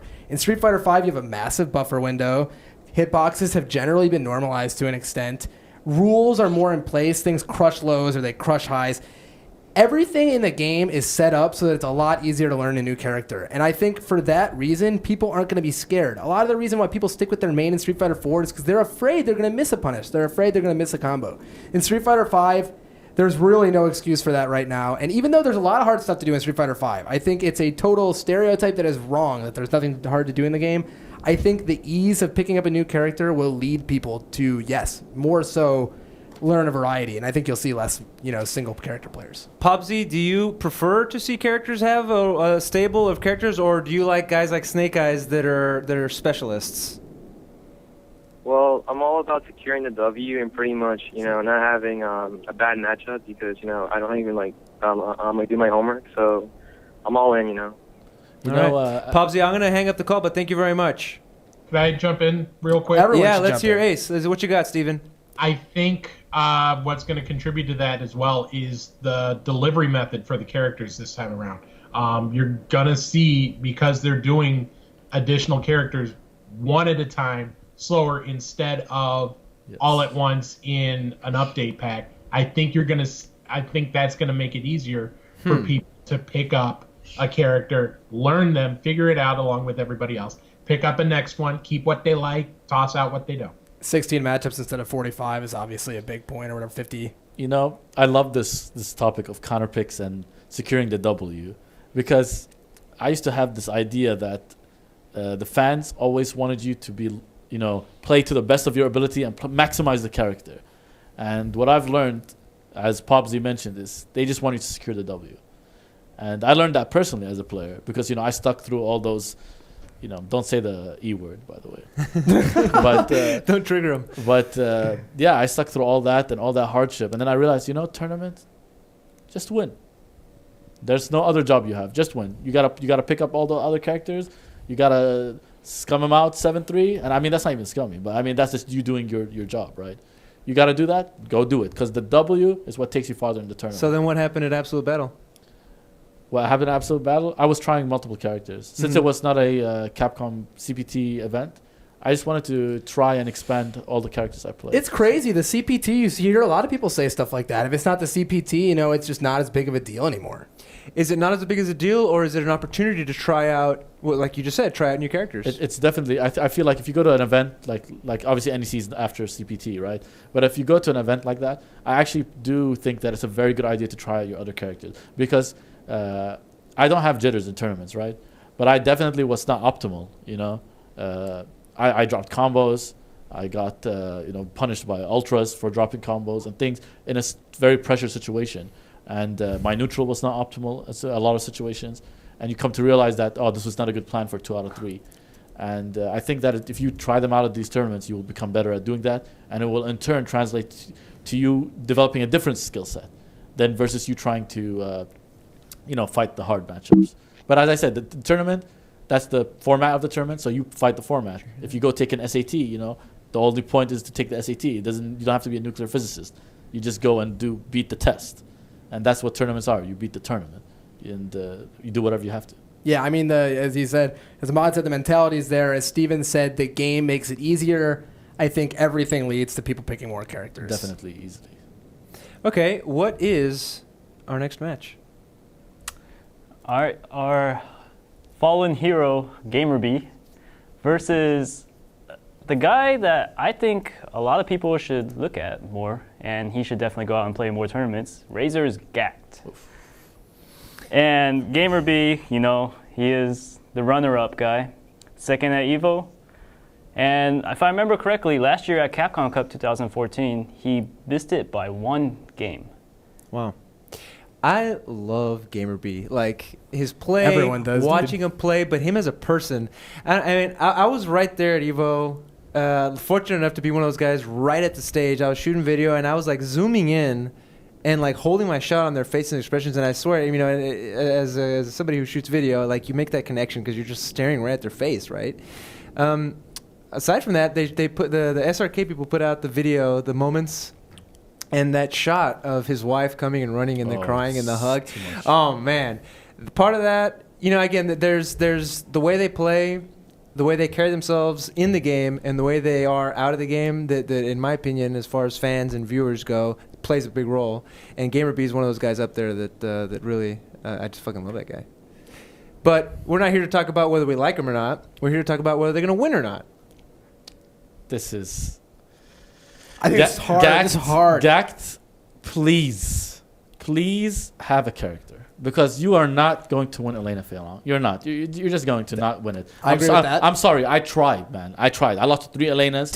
Am I right? You're not Gackt going to win played Yun at one point. He's not going to win. He plays Ryu in this match. He plays Ryu in this match. But that's not the fix. Because if he plays Ryu, then GamerBee will go to Adon. And definitely he needs to be on some, you know, Daigo Umehara 60 Umeshoryus per second, you know, kind Ryu of beats clip. Elena, though. It's close, No. but I think so. No. Ryu does not beat Elena. It's even. It's even. But the thing is, it's even, but you have to be a Ryu. And like you can't kind of... you can't be on the edge. No, you need to sleep and breathe Ryu. Like, you need to be a Shoto player. But I feel like he needs a very solid counter pick. Like I don't know, man. Learn Goken. That being I hope said, you learn Goken. Xian, you know, KOF SBO champion, EVO champion, has not been shy about saying that Gackt used to destroy him in AE and has been one of the best players in the world. Xian has said that over and over again. Do people forget this guy got top 8 at EVO last year or something? This guy is a monster, man. Like, Absolute I know. monster. One of the most technically proficient, scariest players that I've ever seen. He is absolutely ridiculous. And I mean, we don't need to talk about... I think if we keep going on the praise is there. But the thing is, can he beat GamerBee? And if he does not... He is the Joker. We know we talked about that Joker pick. He's the one who has to have a pocket Joker character to set this off. And to be honest, I don't know what it is. Because if he goes Goken, he goes Adon. And Adon is the perfect complement to Elena. Like, it so happened to be. And, like... As I think Efren touched on this, I love Bruce as a person, but I cannot stand the way he plays Street Fighter 4. Why? Because he's like one of those players that's like a technical monster. Like, he knows, okay, I'm playing against Vega. Vega cannot deal with these 5 options, and I'm gonna keep doing that. He plays the matchup like as if to the bare like you cannot do anything about this if your name is Reiketsu, if your name is Danke, if your name is whoever you want. You can write your name on this character, but it doesn't matter because I know the things that make this matchup horrible and it's cheap. And that's how he plays. That's the best way to say it. He's a technical monster. And when it comes to that. And with the problem, I also kind of, I love Bruce. But I kind of blame him for something. And in the sense that people think that Adon is not good. Because he always says that Adon is not good. Ridiculous. And he says Adon loses to Akuma. He says ridiculous. Adon loses to... he says like ridiculous things. Like Elena loses to DJ. How? Are you serious? So I just kind of like... Adon is a ridiculous character. The and I just don't like the actually had downplay Adon very high on their tier list. He for is a ridiculous. Very long This time. character He's is been a top ridiculous. 10 character since he came out in the Japanese tier list. But as I said, going back to the matchup, Elena, Adon, perfect complement. Dive kick character to deal with the character that counterpicks Elena. And I think the perfect choice for this matchup for Gackt would be to go to Yun. And then play the Yun Adon matchup and play the Yun what do you call it, Elena matchup. So that's my And scenario. Gackt has played Yun in the past. And I do that. believe if he sharpened that up, this is a good. Good look for Gackt. If it's a possible, but Possible, I yeah, definitely it's- think this is one of those you put in GamerBee's court to kind of mess For up. sure. GamerBee is another player who, as you said, by far the best 8-on. No one else comes close. I mean, there's no... There is one guy, but you don't see him travel. Okay, well, no one's practicing for the most part, at least Gackt's not, with a GamerBee level 8-on. No, I mean unless Tarazu, which is the Japanese first number 1 A-don, unless he's playing online, and maybe he asked him. I don't know. Do you guys know if Gackt has an Elena? Probably, but I don't think he'll pull it out. That could be the Joker mirror pick. Yeah. Because we know that GamerBee has an Elena. I guarantee you there's, This might be in a mirror match. 32 players here that have an Elena, and I'm really not being sarcastic. No, he's right. Snake Eyes has an Elena? Yes. Probably. Dominion has an Snake Elena? Eyes has an Oni and an Dominion Iwo definitely has an Dominion Elena. has an I've Elena. played his Elena. Okay. Like that's the easiest character to learn in the game and the most efficient and the easiest to play in her counter matchups. The way Elena wins matchups is not through beating them in the footsie war. It's through jabbing them. And it's really a character that everyone in the tournament is probably going to have at least some experience. Yes, Bonchan is probably not going to pick Elena in this tournament, but if some guy that you haven't seen counterpick a lot picks Elena, don't be surprised. Mm-hmm. And I'm not trying to say that be like the bearer of bad news. I think it's fine, but it's something that's very possible. So if you say could he counterpick Elena, the answer is yes every single time. I think I'll give it to you. Sum it up to you this way: Infiltration at last year's Capcom Cup saw GamerBee do so well against Fuudo that he learned Elena 2 days prior to Capcom Cup and beat Fuudo 2-0 in such a fashion without one round. Or actually, it was 2-1, I believe. But he beat him. It was still very convincing. Let's talk about the way Elena beats F.A.N.G. Stop. Let's talk about the way Stop. Elena beats F.A.N.G. No. Let's vote. Let's vote. Whiffs. You're done. Let's vote.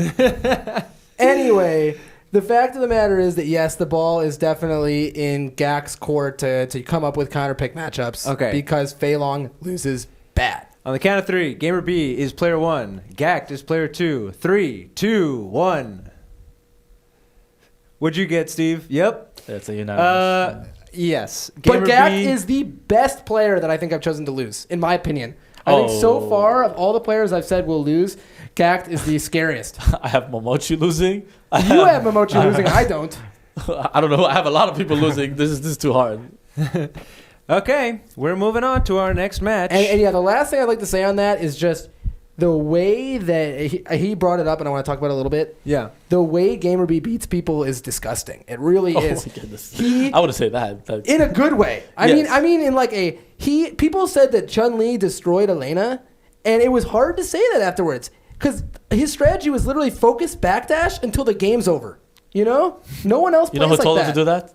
Sako. Sako told him to do that. Sako told him to not play like GamerBee for once. And GamerBee is the only person I've ever seen that will actually take that game plan and ride or die with it until the time runs out. And he really did focus backdash until the time ran out. So if there's a way to beat a character, he will utilize it exactly. Exactly, yep. Ace, you agree with that, right? Absolutely. I mean, like you were saying, though, with Infiltration picking up the character, it's Infiltration. Mm-hmm. I mean, he's probably the guy who plays the game, not a particular character, but the entire game better than. Oh yeah, I mean a 4-year-old's not going to pick Elena and win, but a Capcom Cup level player can. Oh, for sure. Yeah, but you're still going to have to face arguably the best Elena in the world right now. I just don't see anyone beating him in the mirror. GamerBee is the best Elena in the world. Yes. You think so? I don't like now. I think, to be honest, I think Justin is, but I think that this is close. But then who's the best at the mirror? It's weird because it's a weird mirror. Does that even matter anymore? It's gonna matter when people are gonna counterpick the mirror. I think you're gonna see Elena versus Elena. We're gonna see it. Yes. We'll move on. Yes. Everybody in the chat pressed 1 on that last one. Yeah, for GamerBee. It's too hard. When you see someone's main is F.A.N.G. and the other guy plays Elena, it's hard to pick that guy.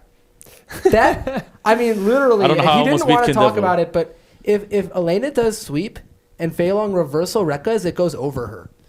That's frustrating.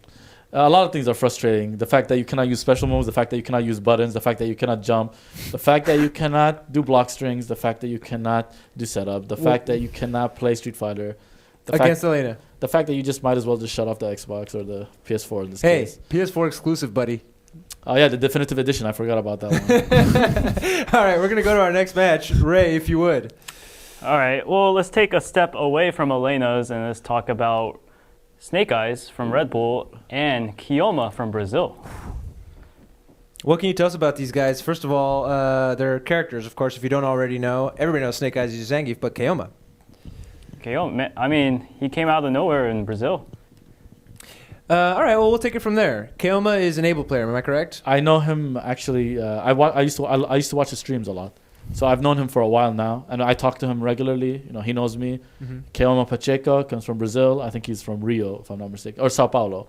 But best pick we could have gotten for a co-host on this show. Look at this guy. I just love the players. You know, I love their backstory and understanding who they are, and I know Kioma's a scientist. Mm-hmm. So Totally. He is the man that has the he has the craziness and he has the science, and I love this type of guy because he reminds me kind of myself, to be honest, the way I play Faye. And the thing about Kioma is he has no practice. That's the most impressive thing about Kioma. It's like this guy, he just came like from like you can imagine, like from the freaking the favela, is that what you're gonna say? The favela, the freaking I can't even remember the jungle's name. The Amazon. I'm thinking of the Sahara because. Well, then he would be using Blanca, wouldn't he? No, definitely not. If you want to lose, you'd use Blanca. Or if you want to be Casablanca, you'd use Blanca. Yeah, Casablanca makes him work, but obviously he's not in Capcom not an Cup. ideal pick. But Kioma, what kind of player uses Able? If you could sum up an archetype of player that uses an Able. Okay, so the player that uses Able is the guy who wins Evo and then puts it all on red. Okay. And that's the Able is a great pick for doing exactly what you said, which is being alone in a country as the best Street Fighter player. Definitely. He can learn matchups himself. Lets you boil situations down to Able's pace if you win a footsie game that is in your favor. I'm not saying that Able's the best character in the game by any stretch, but I think he is the most straightforward by a landslide. His footsie game includes stand short, which is a counter poke to almost every move in the entire game, except for maybe Elena's jab. And forward medium kick, which is a counter poke that leads into a combo, or on block leads into a mix-up vastly in your favor. I wish we had that picture of the have you seen it?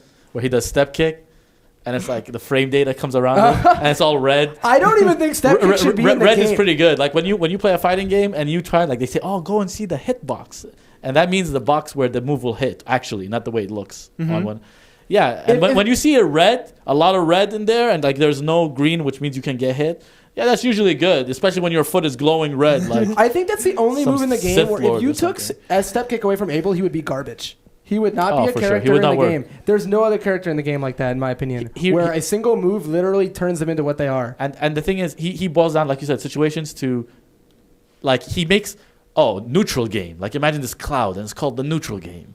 And then Able comes in. He kicks through it. And then he just literally is like, once you block step kick, that cloud just becomes this jar of pickles. And for that reason... And you just have to pick one out of the 4 pickles. Exactly, because he's so straightforward. And I'm not saying that he's the best. I'm not saying he's easy. I'm saying that because if a player is good enough at the footsie game with forward, step kick, they can use that as an entryway to winning any matchup despite whether they played or not. Let's talk about Snake Eyes. Yeah, but we're talking about we're talking about Snake Eyes. This Snake guy, Eyes. Red Bull Snake Eyes. The counter Ray, do you want to tell us about this man? I mean, this guy is he started off with Street Fighter 2.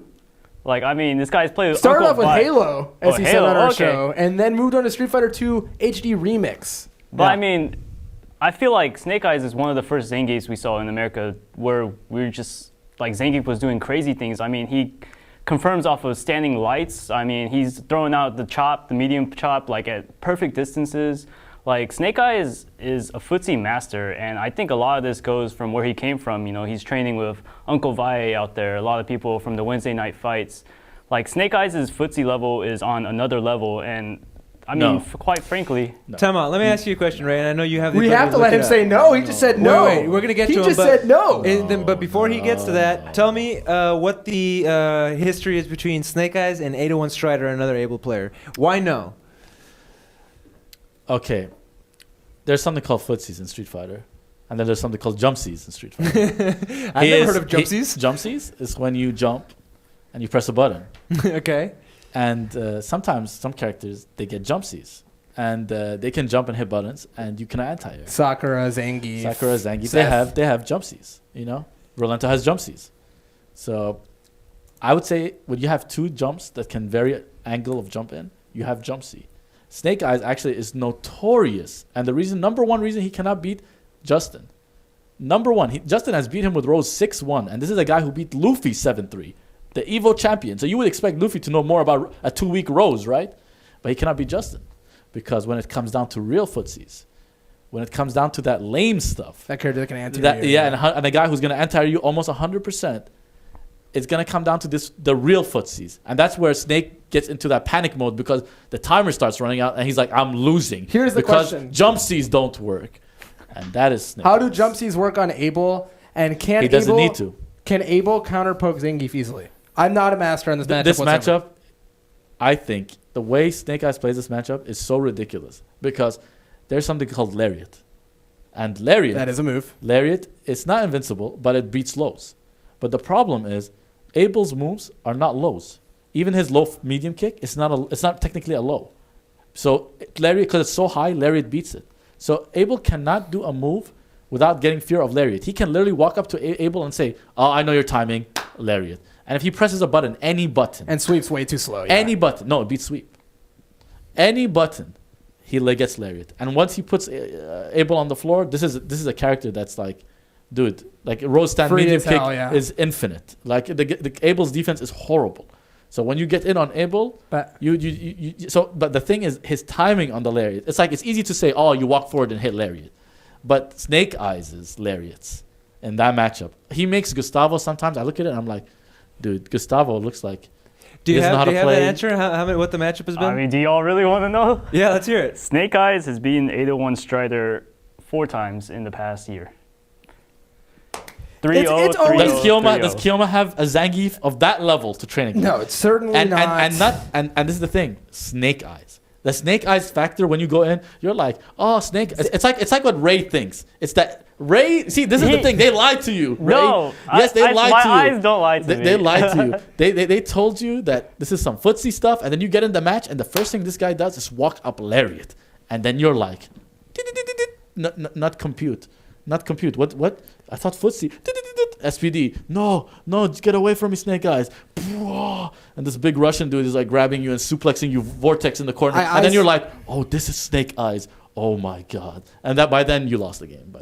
I saw this and I thought that's really unfortunate. This is the single worst matchup that Kiyoma could have come up against. Seriously, I wish he played someone else. His footsie game is complete, and the footsie game that he's learned with very few people to play is completely countered by Kiyoma Zangief. is amazing player. The end.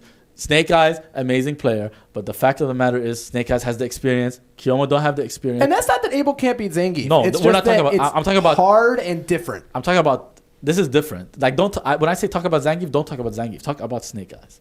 I'm sorry, it's different. The man is when they should rename the character and put Snake. Snakeef. Snake Itabashi. Snake Itabashi Geef. Yeah. Gujin. We apparently had a call from Flo himself. Oh no! And we lost it somehow. No. What did Flo say? Tell him to call again. Before that, he said that he just realized your shirt and that your shirt is the equivalent of somebody who uses Abel, something to that effect. I'd have to go back and find it. But he's a fan of your shirt. He said basically maybe this is what Abel looks like. You know, an amalgamation of. That's fair. Crap. I played Guile and Poison back when I played Street Fighter 4 back in the day. I mean, you look like a Poison. We'll end that there. Okay, what is our next match? Well, we got to vote, but I think we already voted. Let's vote. No, I want to vote. Snake Eyes is player 1. Kiyoma is player 2. 3, 2, 1. Yep. That's what we thought. What do you guys think in the chat? Brazil. Let's hear it. I'm sorry, Brazil. Not Chocada de Brazil. Sorry, man. So what happened the last time we had a guy from Brazil at the Capcom Cup, though? I mean, does that count as a track record, or is it not fair to lump everybody from with all due respect, Shushu? Kiyoma is better than Chuchu. A Really? lot. I got called out for calling him Chuchu. It's Shushu. I'm sorry, Shushu. I love the kid. I love the heart. I love the hustle. You know, I like people who go out and try instead of you stay at home and say play imaginary Street Fighter. Go out. You think it's easy? Go and do it. You know. Mm-hmm. And people hate on the kid. Nah, man, you did your thing. We love you. Kiyoma though, he's the best in Brazil easily. I'm sorry, I cannot even. He makes bad matchups look like good matchups. People really did go to Brazil thinking that was going to be a free qualifier, and then it got won by a Brazilian. Right. Didn't he take out Tokido to win that? No, he took out Haitani, And PR he Rog. bodied Haitani. I'm sorry? I believe PR Rog as well. No, PR Rog did not go. No, PR Rog no, went to Costa Rica that tournament. was the other one. He beat Haitani, and there was another. No, Pepe Day just kind of lost to the natives. Sorry, I was talking about the Shushu one from last year, but Okay. but you're right. You're right about this year's Brazil event. Right. They're not Shushu free. qualified online, if I remember correctly. Yes. Okay, guys, let's move on to our next match. So, talking about the nation's best, I mean, our own country, my own country, Korea, we have Oh my Infiltration. God, we're supposed to be unbiased, to a degree, right? Okay, well, I mean, I'm sorry, but on the other hand, we have a very multi-character specialist, Kwamba Duyu Dakou. It's so hard to say his name. I don't know. Dakou. Dooku? Count Dooku? Dooku? No. That's Star Wars Fever talking. Am I wrong? And I don't mind exposing myself on the show. Dakou, didn't he have a DJ that was just blowing through people at one point, like at a Canada Cup last year or something? He's picked a lot of characters. Dakou is random select master. Oh, really? Yes, if we played random select tournament, this guy, I think it would be grand final, it would be like Justin Wong versus him or something. This guy, so Dakou is part of, the China All-Stars with Xiao Hai. Both the two best KOF 98 players in history. Without any question. These two guys, and they were known in that game as well for picking a variety of characters. KOF 98 is a very established top tier. They both played those characters, but they've always picked a bunch of characters, and that easily kept going with Street Fighter 4. I think at first they both said they picked up the game for the sake of the money. They picked it up because it was a new fighting game. Neither of them cared particularly for it that much. They messed around with characters, and at this point, they both settled on mostly switching around the top tier. But Dakou could pull out anyone. Obviously, his opponent, Infiltration, has pulled out 14 characters so far. I guarantee you that number will grow at least by one during this Capcom Cup. Infiltration can throw the dice on the wall, and he's going to beat Dakou. You know what I like Even though about this match has historically not been, it's been very close. But I just really feel like Infiltration, man, the guy's on another level. I have a hard time disagreeing. I mean, Infiltration's my pick to win the Capcom Cup. I'm going to say it right now. I respect it. I think that I don't think it's free or anything, but that's my current pick to win the Capcom Cup as a result of his variety and consistency in pressure situations. So yeah, I'm inclined to agree with you, but I'm going to interrupt for a second because we missed some calls. We have a call here. It's not from Flo, sorry, but that doesn't matter. This is Deadly Kansas. Okay. Deadly Kansas, you're talking to the best of three crew here on our Capcom Cup special. Well, go ahead, you have the floor. In a recent interview, Snake Eyes said he had some secret tech against Abel that he has working on. What do you guys think that could be? Hamad? This is all Hamad. This is all me? Okay. If I had to fathom, knowing Snake personally, when he says secret tech, it usually is related to a setup. Setups? So he might have kind of like maybe some option select that we've never seen before. Maybe an option select backdash or something. That's an easy character to option select. Yeah, that is definitely one of the easiest characters to option select. His reversals are armored and then not throw invuln. So both of his reversal options lose to SPD. Yeah, as I said, maybe it's something like kick lariat meaty, and he has an FADC. Like he does an option select where he does kick lariat, FADC, and if the guy does a roll, he can SPD him on the way back. And if the guy does a backdash, it catches the backdash. And if the guy SPDs, it's too meaty to. I mean, it's really hard for Abel to deal with meaty neutral throw from any character. He has to jump, which gets anti-aired, or read regular tornado throw. I mean, the character has a hard time on wake up. So yeah. I mean, to the caller, this is Hamad. As I said, I think it's just. I just think it's definitely a setup because Abel is so weak to setups, and in the footsie game, it really boils down to stand jab from Zangief, buffered. And it's really going to come down to like his lariat timing and whiff punish if Kiyoma's whiffing a lot. So Deadly Kansas, thank you very much for that question. I think it's interesting, and I appreciate that we have somebody who can theory fighter that out. EMP and Romney thinks that the secret tech is to push Kiyoma out of his chair. Ace, would you like to see something like that happen and just knock a guy out of his chair? If it's not in the rule book, Oh, no. Oh, no. The question to the panel is, would you put money on Kiyoma? No. We all said Snake Eyes would. To put money on Kiyoma? Like... how much odds do I get? Yeah, like, are you getting odds? Or, first hit? First COD? Are we like... Honestly, I believe... This to Vegas? I think I would take Snake Eyes with any reasonable odds. I really think it's going to be... pretty safely. You know what I would take the odds on? Kiyoma first SPD. Okay. You think Kiyoma will land the first command grab? I think Kiyoma will land the first command grab. I think you're right because I think if you guys want, you guys can call me and we can, We'll figure this out. Don't worry. At WT At Hamad. WT Hit him Hamad. up. Okay, guys, we have another call. This is from Space Ghost, Coast to Coast. Space Ghost, you are on Best of 3. This is a friend. What do you have for us? My question is, seeing as how Kiyoma's the dark horse once again, do you really think he's going to be able to, hang with the competition this time and, rise to the top again? Who is he scheduled to play if he loses? That's my GamerBee question. and Gackt. Or Gackt. GamerBee or Gackt? I think he's 0-2. Huh? I think he's 0-2. No. I think those are too hard. You think he beats Fei Long, of course, right? No. Fei Long runs a train on Abel, like I'm talking about. I'm talking about like an F1 fighter jet into Abel. Like this is bad, proportionally bad. I've actually said this matchup is 7-3, and every Abel comes, no, this Strider, no, this is not 7-3. Oh my God, Hamad, what is this? That's usually what happens. It's bad. So figuring that Gackt, you said Gackt would lose. It's not about that. It's about. I actually like the way Kiyoma, like when it comes down to a patient matchup, I like Kiyoma. He's just being contrarian. Over Gackt Fei Long that you just said was an easy matchup. I just don't know if he's gonna play bad in neutral. To me, responding to the caller, I don't think it's that Kiyoma as the dark horse can't hang. I think he got such a awful draw. And that's partly as a result of not entering that many tournaments. You get the higher points players. But to get Zangief first and then to lose into either GamerBee or Gackt, if he is to lose, there's no shame. It's really hard for him to not be one of the projected 0-2ers. And it's not that he can't hang. I think he can totally hang. He proved he can hang. He won in Brazil, and then he did extremely well out in Europe. But he's got a tough road. How important are the training partners? Infiltration is now on Team Razor. They're incredibly important. He's practicing with Xian, so on the count of 3. Hamad got flown out, or flew out. I don't know. He didn't get flown out, but he flew out to NorCal. Mm-hmm. The people are that serious, about their first round matches. There are many. I'm not one of those. I'll tell you guys, there's definitely more people than me that got flown out. That's what I'm saying, is there's a ton of people who are flying across the country. And I don't think Kiyoma had the luxury of doing that. I don't think anyone flew to Brazil to play him. I'm sure there's good players in Brazil, but I think his training partner level is just way What below. tournament did Kiyoma go to recently? Was it DreamHack? Two tournaments.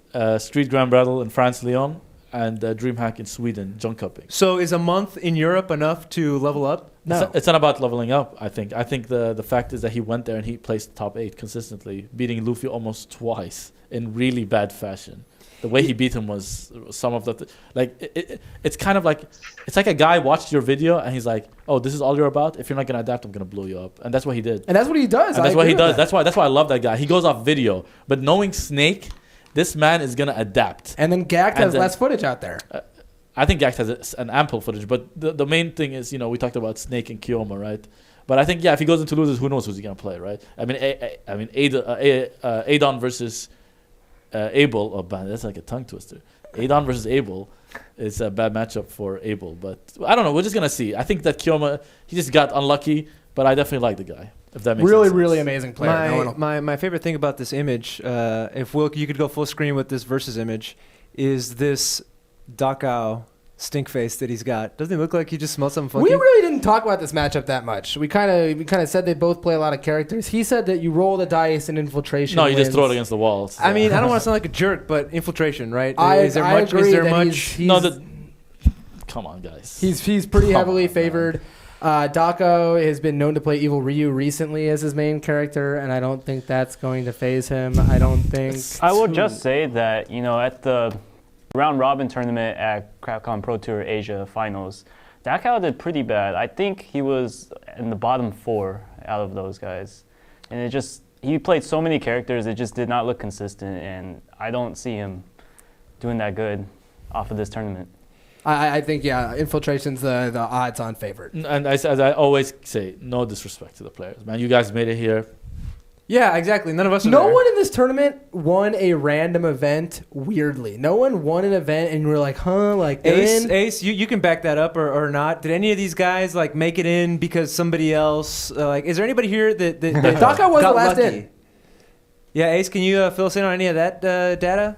I mean, the two that were probably the weaker qualifiers were RB and Dakou. RB got third at an incredibly stacked tournament, but didn't do much much elsewhere. Uh-huh. And then Dakou, he had one great tournament and really didn't do much beyond that, but that was just enough to get in.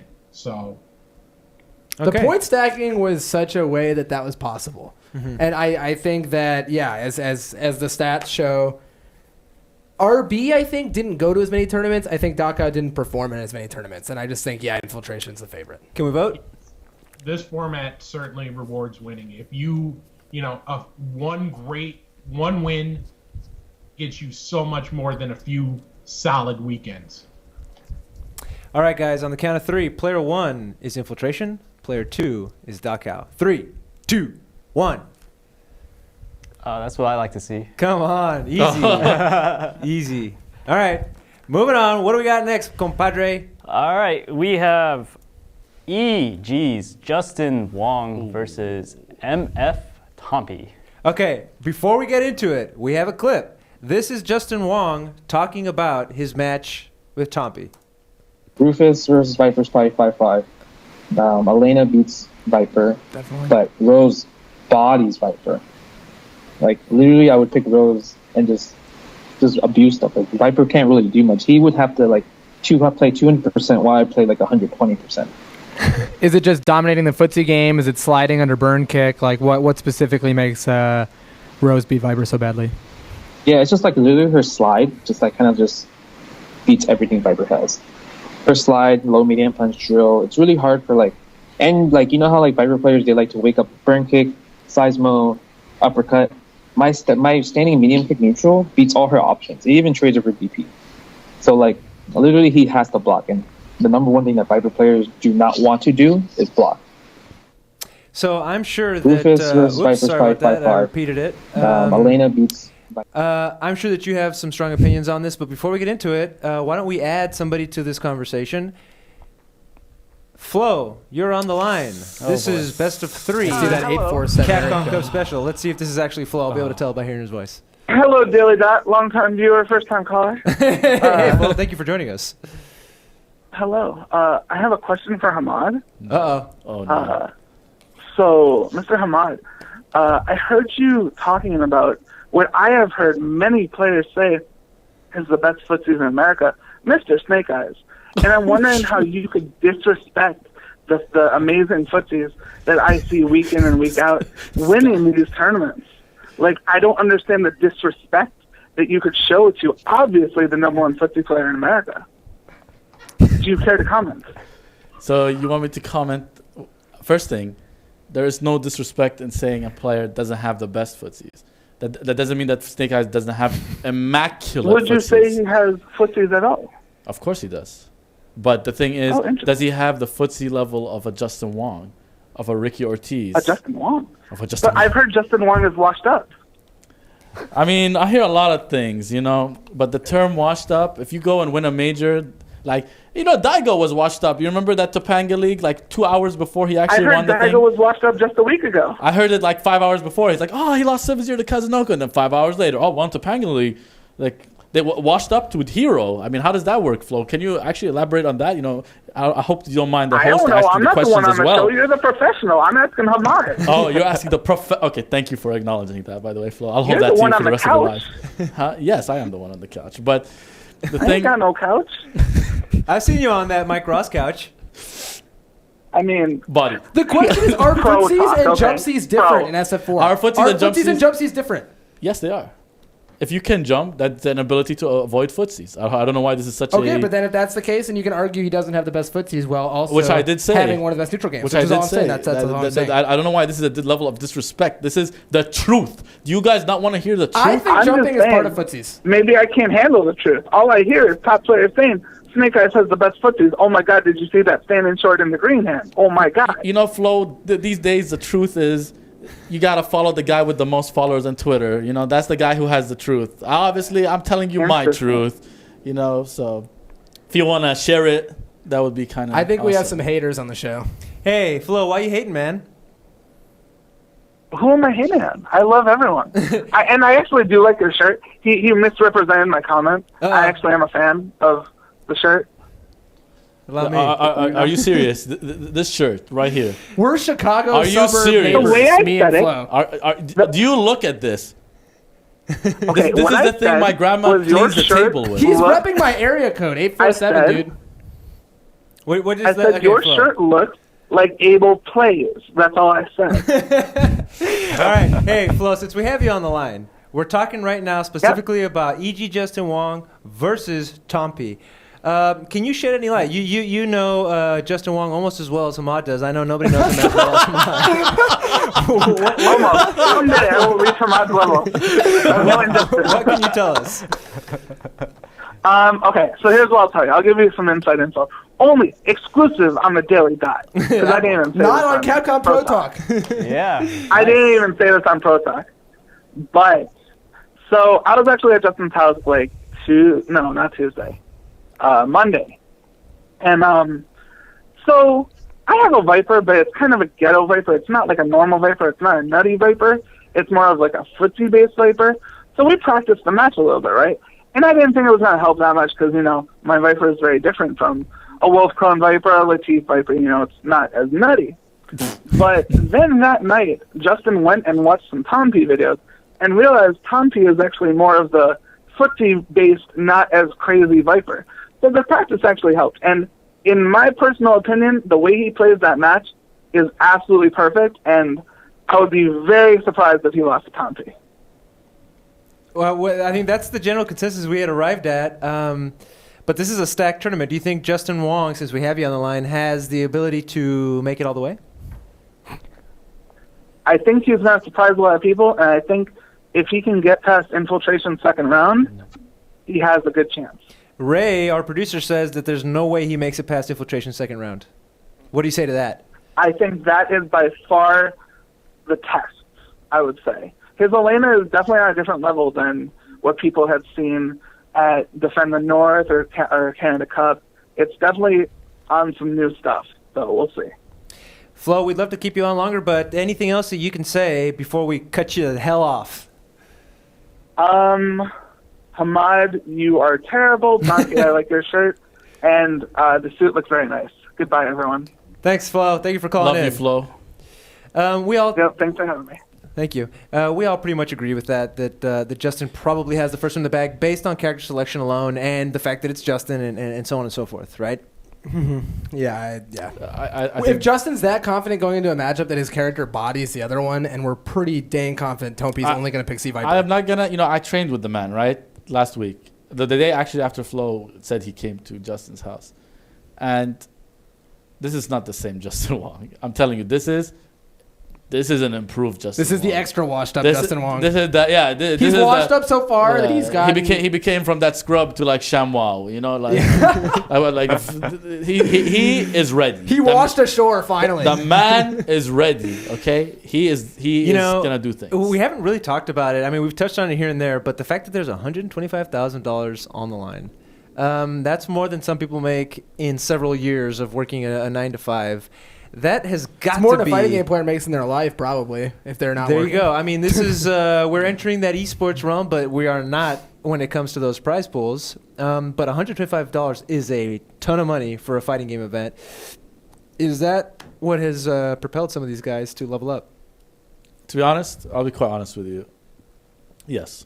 All right, moving on, because we're actually have a couple more matches to go through.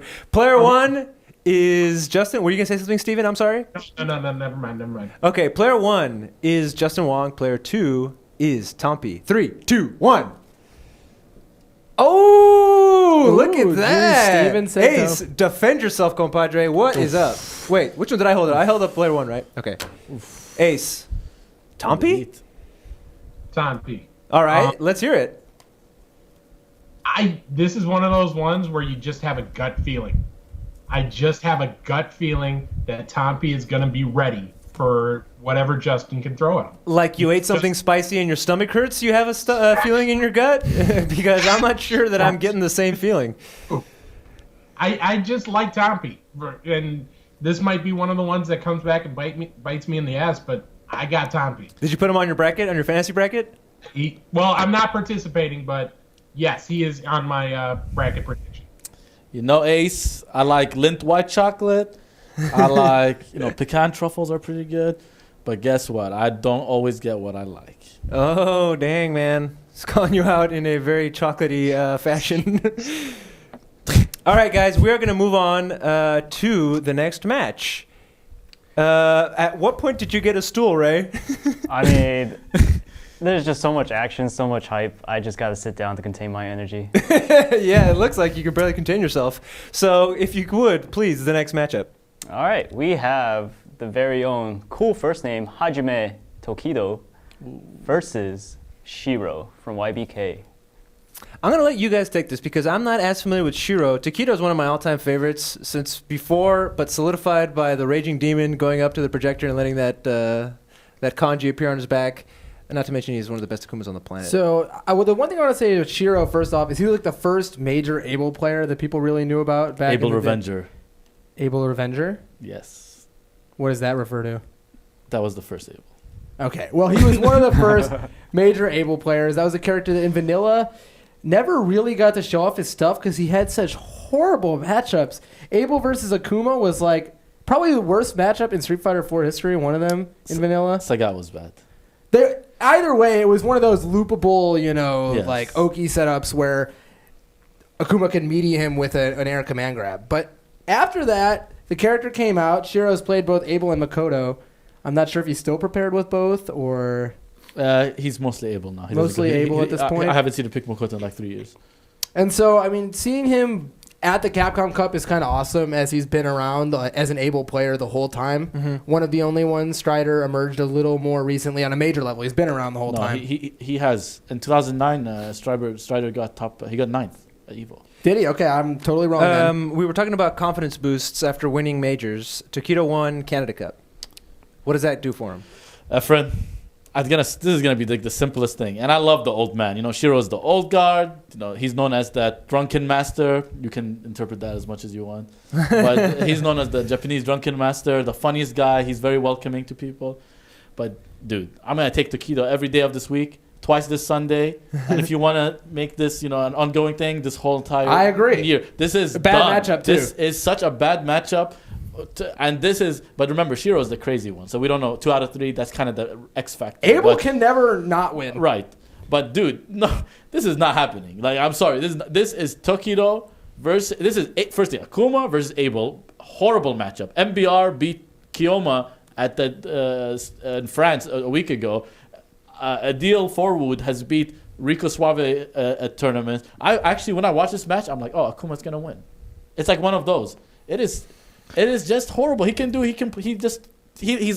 even a character compared to his him. footsie moves don't get step kicked. Stand roundhouse, crouch roundhouse, jumping fireball. Yeah, he just doesn't get step kicked. You're gonna see throw in the corner, and then you're just gonna close. You're like, oh yeah. So you were explaining to me earlier the ways that Akuma can deal with delayed wake up, and Yes. I'd like you to explain those a little bit right now. Okay, so I'll just simplify it for you. In the corner, once Akuma gets a throw, he does a neutral jump and he does an air fireball.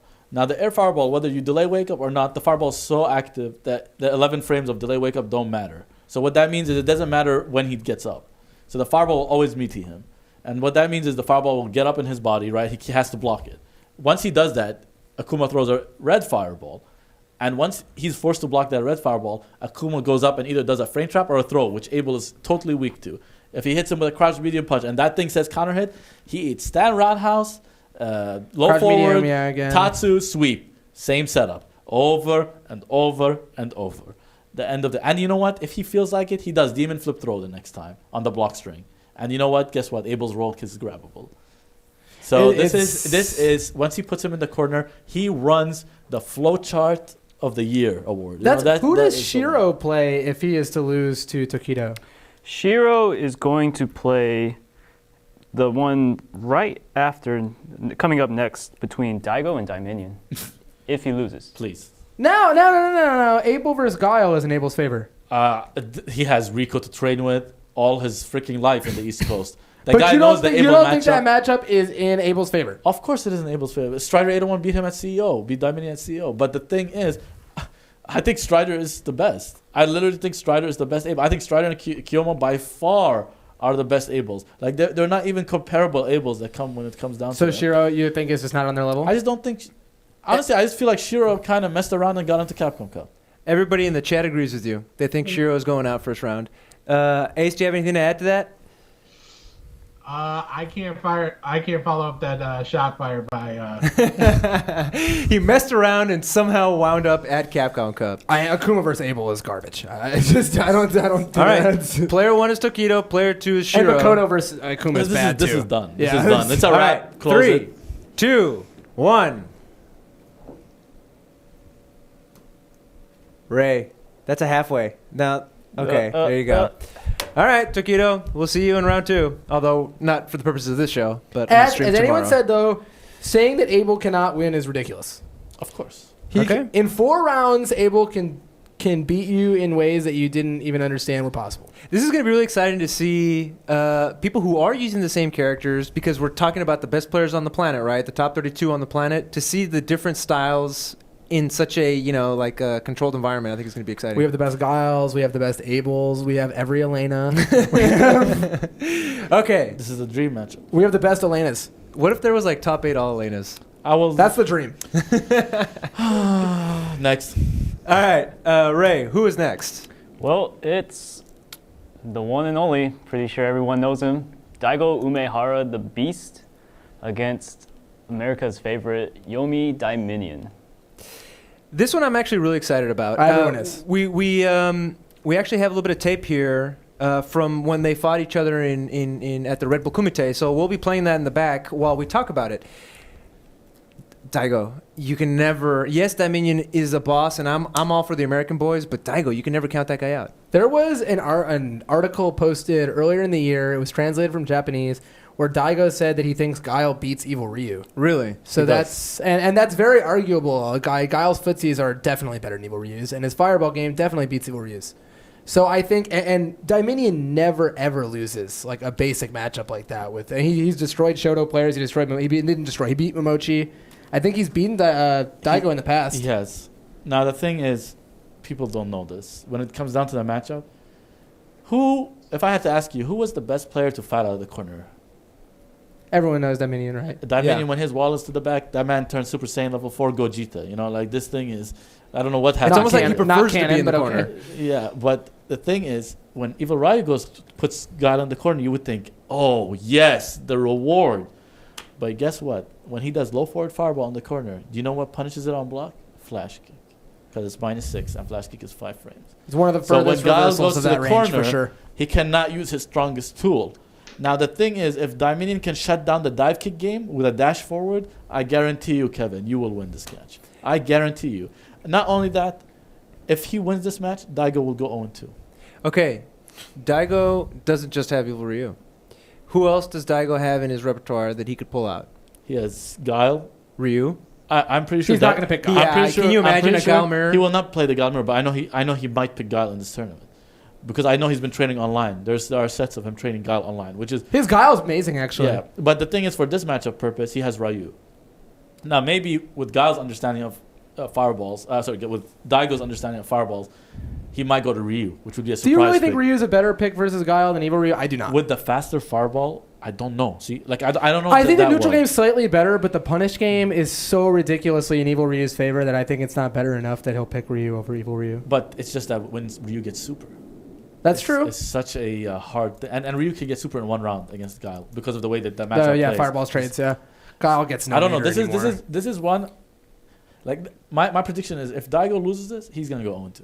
I know everyone probably going to blow me up, and they'll be like, oh, Daigo go 0-2. And this is not saying he's washed up or anything. I think Daigo is ridiculous. But this is a very big possibility that no one is actually thinking about right now. Because I think he plays the loser between Tokido and Shirou, right? Yes. And so, if let's say Shirou hypothetically goes down, I actually like Abel versus Daigo because that's one of those matchups where, like, Daigo can just get flustered in 2 out of 3. He's playing for a long set mentality, but in reality, it's just a 2 out of 3. So by the time he actually gets a read or something, it's just... And Evil Ryu lacks a lot of the Oki tools that Akuma did, and I think it's definitely a much more even matchup than the Akuma one. I don't know. This is it's like a dangerous one, and I don't know, Kevin. If you studied this matchup, please tomorrow show us what it means, And I agree with you that the key to the match is going to be anti-airing dive kick because that dive kick is extremely hard for Guile to deal with. Flash kick loses, down fierce loses, please. Air to air is loose. Kevin. Everything loses to dive kick, so he has to dash under it. Kevin, when you get hit and you do crouch heavy punch by that dive kick, and it's gonna beat you, but he's not gonna be able to combo. Please flash kick him because he will always throw you. Flash kick after that thing trades with so your the crouch read heavy is that punch. after an air flip that Make Daigo always him- throws? Make him stop Daigo doing always that. throws? It's not always because he can do teleport back and bait it and then punish you fully. But make that situation do upside down kick for the love of God when that shit trades. Like anything, please deal with that situation better than you did before. I think that is the key.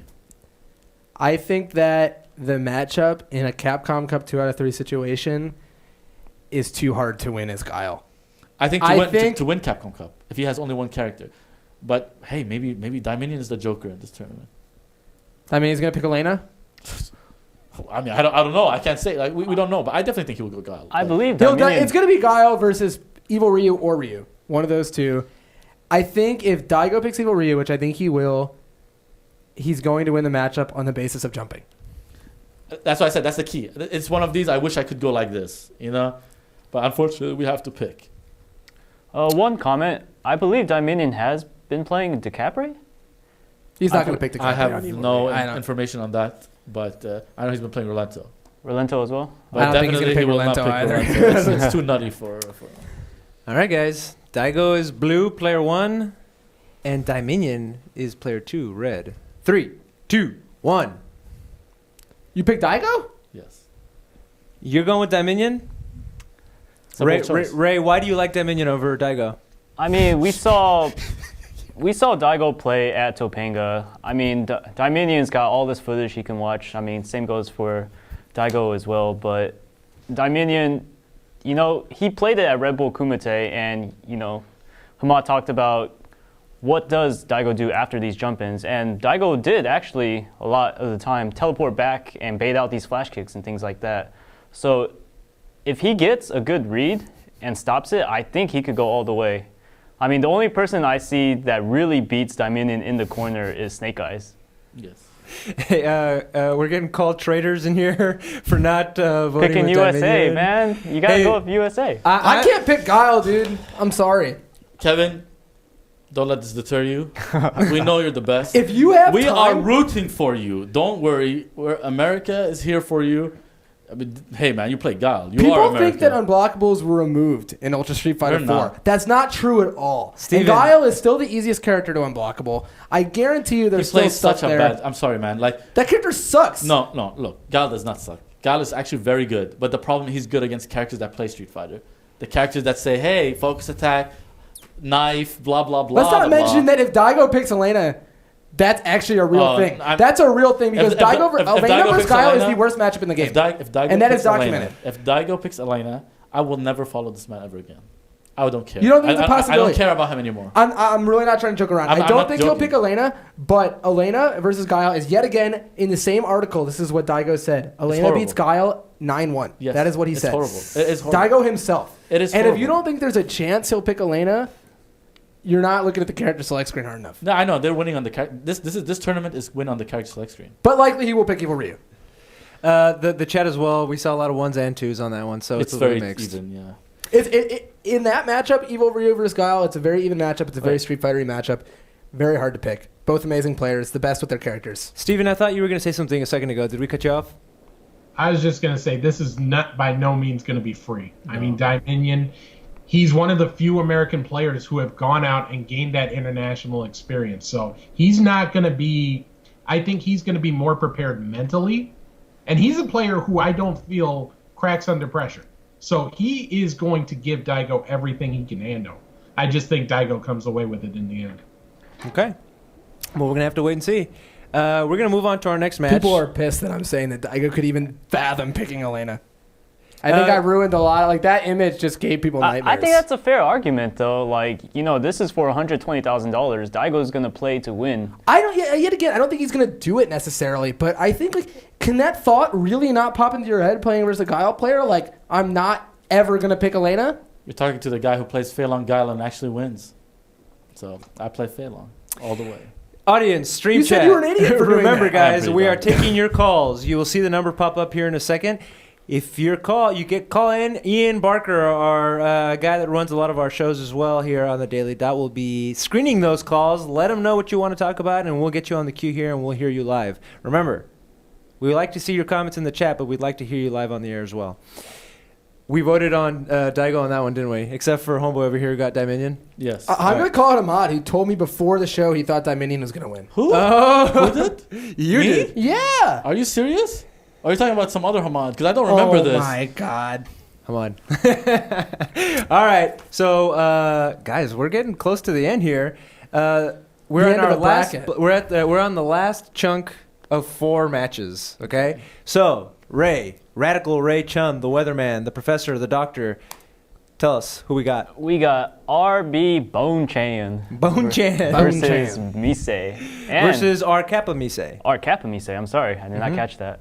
And first things first, Capcom Pro Tour 2015 Asia Finals. Bonchan defeated Misay 3-1. Okay. Is there any other facts that you can add before we launch into this, Ace? I just want to point out that while Bonchan got the win last time, Misay actually eliminated Bonchan at EVO 2-0. So okay, well there you go. It's definitely a matchup that on paper as Sagat you're terrified of. She has an extremely fast and far forward dash. So a focus attack forward dash from from Misay, red on a fireball, gets him way further in, and into a situation where Sagat he has a DP, but he's pretty weak defensively. So I mean, it's a scary character for sure. I'm sure you have a lot more to elaborate. To be honest, I disagree.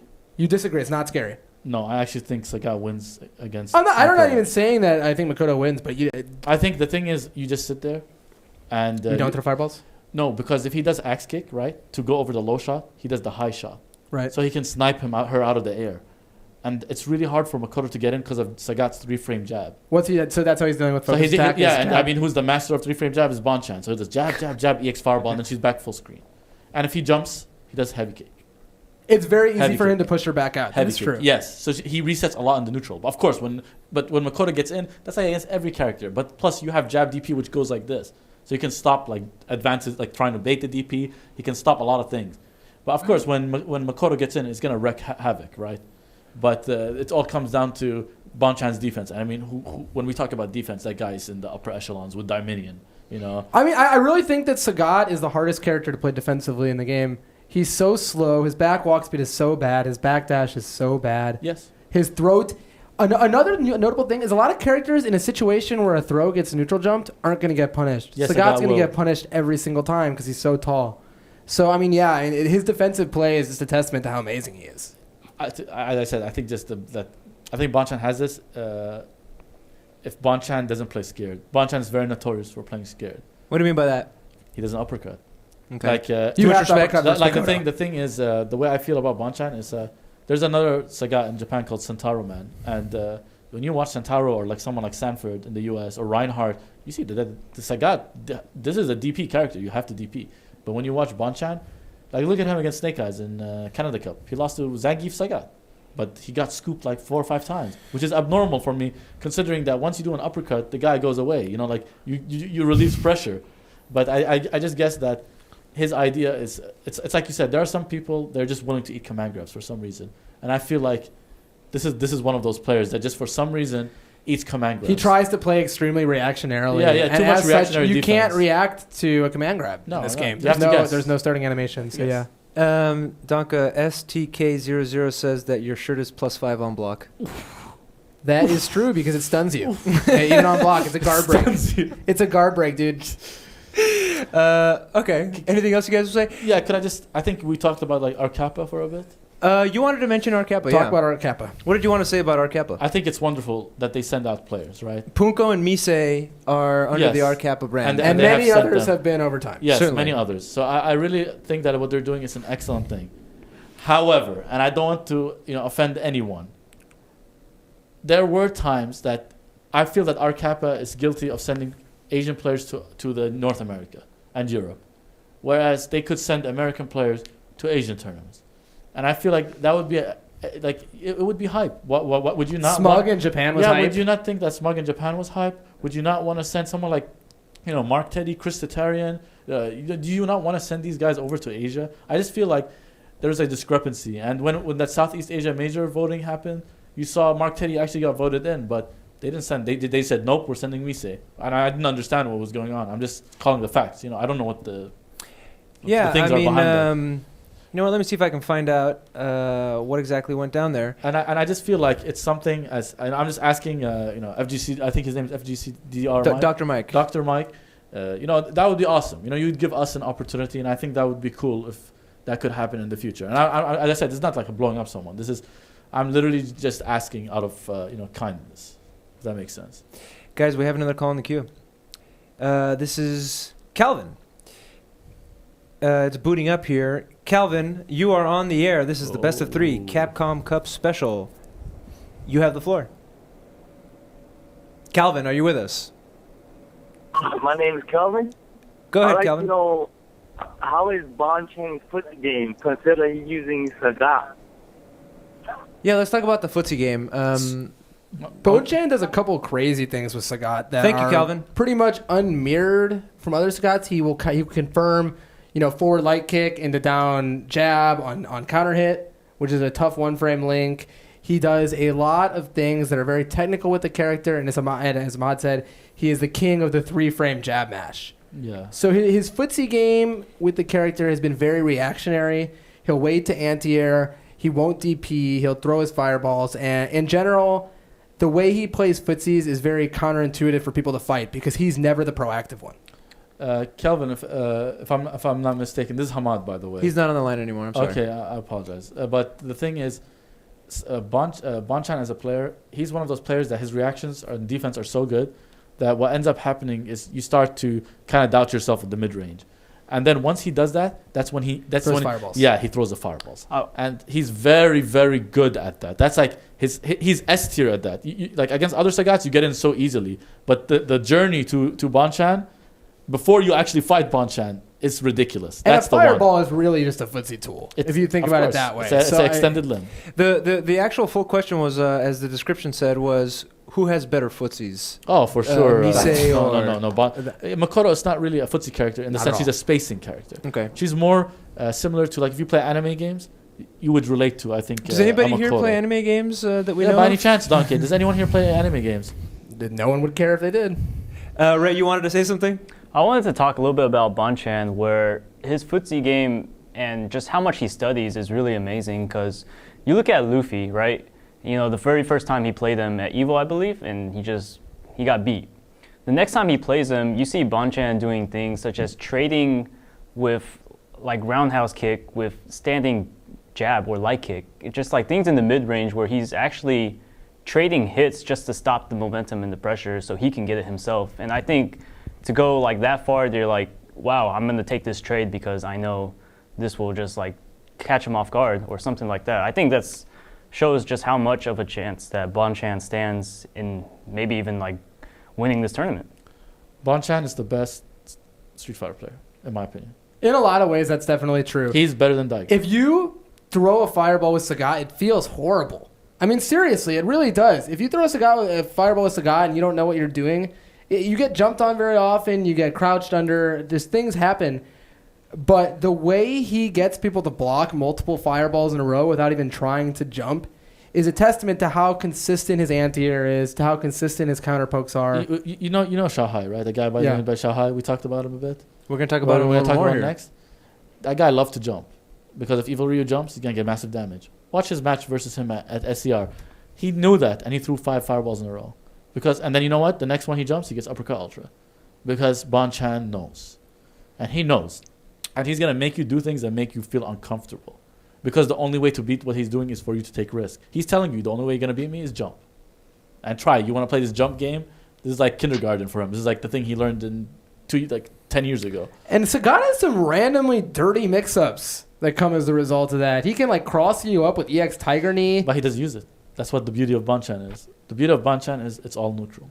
Pretty much. Hey, people are saying that Mark Teddy himself decided to back out. Really? Yeah. So there's that. Okay. I apologize then about that. But I think my comment is still valid in the sense that... The point is that it would be cool if we sent more. Yeah. That's it. But that is... that. To which people in the chat said, why send people to lose? Oh. Why not send people to get better? How about that? Is that a thing? How often has an R Kappa sponsored player won an American what about tournament? that Kitasenju DJ guy that went to? That's a ridiculous comment because you sponsored a DJ player. That went 0-2. You want to talk to me about that, guys? That is a silly What about comment. Hydrogen that lost to Honda twice in pools? I'm just reading what the chat said, guys. I'm not trying to offend anyone, and I said it's totally anyone's choice who they want to send. And if they want to send American players to Japan, that's fine. But saying it's because they don't want to see people lose is silly. Because It's really silly. a DJ player is never going to win a Street Fighter 4 No tournament. one is always going to win. I don't even think a DJ player is going to win a local Street Fighter 4 tournament. No one is always going to win. You can have a bad day. I'm sorry. Everyone can have a bad day. That doesn't mean you're not deserving of being sent again. That doesn't mean you're not a good player. It doesn't mean anything. I'm just asking for more representation on equal front. That's it. Steven, what you got? I was just going to say, Akita Senju got 4th at Tokyo Game Show, and that was stacked as hell. So. Exactly. What you got? Yeah, so there you go. We actually have a caller. This is Sleeper. Sleep Fighter? Sleeper. Sleeper, you're on the air. This is Efren on the show Best of 3 Capcom Cup Special. What you got for us, man? Can you hear us? Oh, it helps if I press the button first. Sorry about that. Coming up here in about 30 seconds, or 3 seconds, is Sleeper. Maybe the internet's going a little bit slow here. Yep, that's still rotating there. You got a little gear turning. Well, we'll get to that question. Okay. Is that you, Sleeper? Can you hear us? Yes, I can hear you now. All right, Sleeper, you're on the air. What you got for us? Yes, my question was, do you think, I know it's a bit late now, but do you think it would have, the time coming up to Capcom Cup would have been better spent training for the Elena matchup or to develop an Elena pocket like you've seen people like Justin Wong? So the question is it better to train against Elena or learn to use Elena? Yes. That's an interesting question. What do That you think? depends on what character you're playing. If you're playing, Bonchan as a Sagat player is not going to counterpick Elena with Elena because Sagat does fairly well against Elena. Okay. Xian has Poison, which Hamad vehemently disagrees with me. Poison has generally done well against Elena in the history of Street Fighter 4, and I think that's a kind matchup. So I don't think he would train to beat Elena as much, except for with the character he already plays. If you are playing as the character who loses to Elena, of course you're going to learning Elena. If you're playing as a Fei Long or a Guile, I think it would be an amazing time spent to learn Elena. If you even tell that guy you're going to pick Elena, he's going to get scared. I mean, seriously, if some guy is prepared an Elena counterpick for you, you're thinking in your head what you're going to do to beat it. Are you getting hot thinking about this? Yeah, actually, it's getting to my head. But Sleeper, this is Hamad, and I think that you can do both, to be honest, because Elena is really. I'm sorry, like I don't know if people will get mad if I say this, but Elena is an easy character to learn. I think it's very easy to learn. I think if you're a very good Street Fighter player, like I really honestly think all 32 players there have an Elena. So learning how to use her is different. Learning how to fight her is totally different because she's so hard to fight against. I mean, if she was easy to fight her, then we would all be beating this character, right? But that's not the case. The case is that, yeah, she's easy to use, right? So maybe the best thing to actually fight Elena would be to counterpick the mirror match, right? You just go Elena, and then you say, hey, I actually studied this matchup, maybe versus the other guy that didn't. But I'm pretty sure everyone in that tournament has studied if they play Elena the mirror match. If you haven't learned the Elena matchup, not even joking around, like even if no one additionally picks Elena that hasn't yet, at some point to win the tournament, you're probably going to have to fight Infiltration or Xian or GamerBee. Those are or Justin. Those four are definitely in the top 10 picks and probably the top 5 of players in the tournament. So if you haven't prepared for Elena hard, you're going to not win Capcom Cup. I mean, that's just a fact. No, it's a fact. Sleeper, what do you think? Sure. Did that answer your question? Yes, I think it really helps a lot. I think it depends also on if you have the character specialist like you said, like Bonchan, or somebody like Infiltration who has no problem picking Jury or Abel against her. But no, yeah, it was good. Thank you guys for giving me the time. Thank you, Sleeper, and thank you for watching. Can I ask something to Hamad real quick? Yeah, let's hear it. Well, I mean, here's my thinking of this. If you just learn the character, then if everyone has an Elena, it's gonna turn into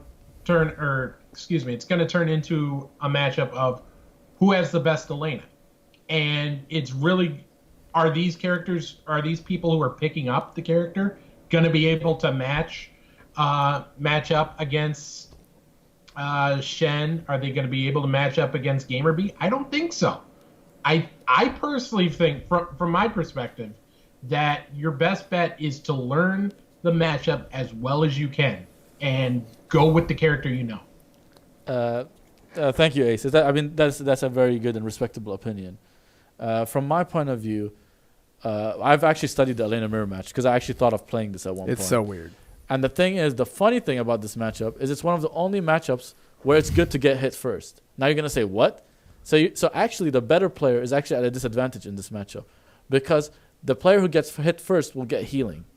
And then what this ends up happening is you play this matchup for a timeout match. And so what ends up happening is the first person who got healing, right?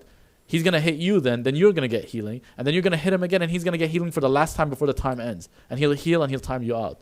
So that's why it's a funny match. The matchup is so strange. The meta is ridiculous in that match. And I hope people have learned this. I hope this is something new that people are learning. And this is legitimately how this matchup is played.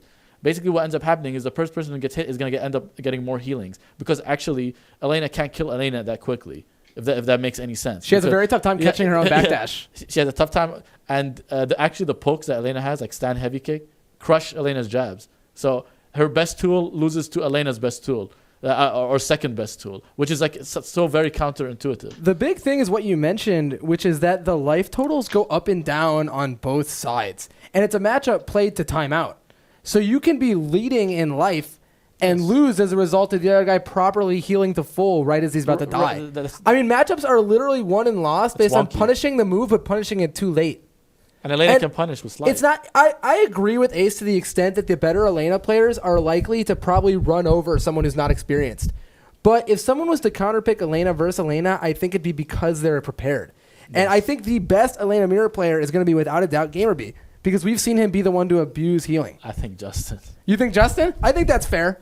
Because the footsie level, and Justin always beats GamerBee. They're calling it the Elena paradox here. The Elena paradox. The Elena paradox is real, man. Neither of them want to land anywhere but on their feet. Yeah. All right. I got one more thing to add to that. Let's hear it, Ray. I was watching Cross Counter Asia, and Xian and Infiltration were talking about how if it comes down to Elena versus Elena, that is the last thing they both want. Is an Elena mirror match. It's what I want. If let's say you're losing, that's definitely not the last thing I want because that's the random factor. That's the one where you say, you know what, I'm losing to this guy. Let me play Elena. That's an amazing pick if you think you're going to get bodied. Because it's like, hey, who cares who wins? It's random, right? Mm-hmm. Like I wouldn't go that far. It's a mirror match. But a mirror match without a fireball is generally quote unquote random. Not the better player always wins. I'm sorry. Okay, do you think Fuudo is a better Fei-Long than Mago? Do you think so? He gets bodied in the mirror match every time they play. Yeah, okay. Always. Mago beats him in the mirror match. But that doesn't mean anything because you don't have a fireball. When I'm in your range, you're in my range. It does make the footsie game very hard to play as a result of you both have the same footsie game. You both have the same tools in a situation. So the better player might not always win in that situation. And randomly, Elena has the best tools to beat lows. Yeah, exactly. Which is or low profiled moves. So yeah, it's gonna be weird, and I think for all the talk we've had about Elena, I think you're going to see a little less of it than maybe we've made it sound, but just don't be surprised by anything. I understand what you said, Ray, but I know they say it's the last thing they want, but trust me, there's going to be a lot of desperation, and when it's the last thing you want, that is the thing you're going to pull out. If you've lost 2 matches in a row in the grand finals and you have an Elena, you're going to pull out Elena. I'm sorry, you're going to pick her. Do you really want to leave it up to randomness? If you're losing, if you're getting bodied. It's a tournament. There's a lot of randomness in tournament. Like you miss a punish and eat the ultra. We had Zan on the show, and the question was, or the setup was, you said you weren't going to pick Elena at DreamHack, and you did. Yeah. Phenom was bodying him. And he said, that day I wanted the money more. This is a tournament. It's There's a ton of money ever. Yeah. Exactly. Yeah, you can't argue that. It's like, come on. Yeah, of course. If you really don't pick Elena for the fans, then you're an idiot. Yeah, exactly. Now that's not to say it's always the best pick, but if that's what's going through your head, I think you're insane. Yeah. All right. Well, the matchup is. We still got to vote. Yeah. Yeah, we got to vote, guys. Bonchan versus Misay. Unless you're getting tricked by being called insane over here. On the count of 3. Player 1 is Bonchan. Player 2 is Misay. 3, 2, 1. Yeah. Dang, Bonchan. Sorry, Misay. I said Misay was going to win. Oh, I'm sorry. You had Misay? 2 out of 3. Makoto versus Sagat. It's gone. Blue. Did I? Well, I meant to put red. Okay. I know that it's gone in Bonchan's favor recently, but I really think that in a 2 out of 3 situation, there's just a really good chance the Makoto player can win here. There's a ton of 1s in the chat, but there's definitely plenty of 2s and even a 3. It's a hard matchup for me to call. I don't think it's going to be it could be a bodying, though. It's one of those situations where It definitely can be. it could easily be a bodying either way, in my opinion, because of just the way Makoto plays. Bonchan's been leveling up. We've seen him be on this like meteoric streak. And Misay played incredibly well at Brazil. People don't remember it because he lost in the end. He didn't play in Brazil. That was Haitani. Or that was Haitani? Close I'm enough. sorry. Makoto You want played to know incredibly something cool well. about Misay? Random fact. I'm merging them all. He's called One Punch Taro, which means One Punch Man. Yeah. In Japan, he's the guy who touches you once, and you will not play the game. That is definitely my mistake. He's known though. as that. He's known as the One Punch Man. All right, guys. Well, we voted Ace. Anything else to add here on Bonchan versus Misay? Bonchan. This is another one of those matchups that's going to be really, really tight. Could go either way. And just speaks. It's a shame that one of these guys has to lose. I agree with you. We're going to move on to the next match. Ray, take it away. All right, we got a fun one up next for y'all. Kwamba Duyu Zhao Hai versus Liquid Knuckledew. Now, I actually reached out to Knuckledew, and I asked him, how are you feeling about this matchup? And the main thing he said was, I just heard that Zhao Hai has an Elena. He does. And Zhao Hai will pick Elena. And I've only been training against his Evil Ryu. I've been preparing for Evil Ryu, not for Elena, so I'm a little bit nervous. Take it from there, guys. Zhao Hai is the most likely person in the entire Capcom Cup to counterpick based on a bad matchup. He has only picked the best character, or the character he thought was the best in every game. He tried to ride or die with Cammy and then decided to go to Evil Ryu. You know, he's just so likely to pick the good matchup. Okay. That's how I feel about it. Knuckledew has a ton of pocket characters. It's not just That's Guile. really important. I feel this is a mind game. Lay it on me. Oh, you think Knuckledew is actually You not think it's going to be being... a double blind showdown? No, I feel like Knuckledew's prepared for Elena. Really? Yes. You think he's sounding scared and then he's going to pick like Seth or something? Yes. I'll get you the Fair. exact thing that he said, so that it's not coming out of it. Yeah, I'm pretty worried that he might pick Elena, because I prepared for Evil Ryu and not Elena much. I don't know. This is one of those. There's no way that you don't prepare for Elena going There's into no Capcom way. Cup. How good is his Seth? How good do you think his Seth is? I think it's good. It probably is very good. No, He I plays think, online I think a it's lot. good. I've seen it. I think it's good. And Seth, you said you believe beats Elena. And going to yes. Yes. But as I said, going to earlier, no, you were like, oh, you guys are talking about the best Guile. It's Daiminion. But let's go to Knuckledew. This kid has been putting in the work. He's arguably considered top 3 in America right now, easily. Like, What do you mean, arguably? Yeah, it's definitely. like, easily. You know, I like his Knuckledew has a very brave style. So when I played him at South by Southwest, I swear to you, if you go watch that match, if you want to pull it up, I think me and him combined did at least 9 or 10 uppercuts. That's how much we played each. Like that's how much it shows you, like who has who has fear. You know what I mean? It's one of those. You cannot condition Knuckledew. It doesn't matter what you do. He's I don't definitely a care if player you're like that. Zhao Hai or Daigo or Mamochi. This guy will play you as he wants, and you have to deal with him. That's what's good about him. But that can also be the Achilles heel. You know, that's what I like about him, The and that's what has question brought him to is, this level. If he doesn't pick Seth, does that matter? If he doesn't pick that, If he doesn't pick Seth and ends up in like You wanna Guile, know the truth? If he gets tricked on the double blind and his Seth isn't good enough to beat his Evil Ryu Zhao Hai will get bodied by DiCaprio. with Elena, No, if Zhao Hai picks Evil Ryu, he will get bodied by this. I agree with that. Easily. And if he goes to Elena, I don't even think he can beat him with Elena. versus DiCaprio. No, Zhao Hai, if you're watching, Zhao Hai is very, very frustrated. Like he gets frustrated so easily. So if you put him in a mind game situation where he's like, oh, like he'll think like, oh, this guy's scrub. You know, like he's one of those. He gets frustrated. I remember that. So Was when it you look at him when he plays PR Rog, look at him. Do you know why me and Fuudo cannot beat him? The reason why we never like we are Too patient and don't we're rip it. too patient. We try to play 100% Street Fighter, but that's what Evil Ryu wants. He just want to sit there and wait. Low forward fireball. Oh, you jumped uppercut. Low forward. He wants to play the safe, reactionary game that Zhao Hai is known for. But when you put him in that blender, you're like, guess. Show me your defense. Guess.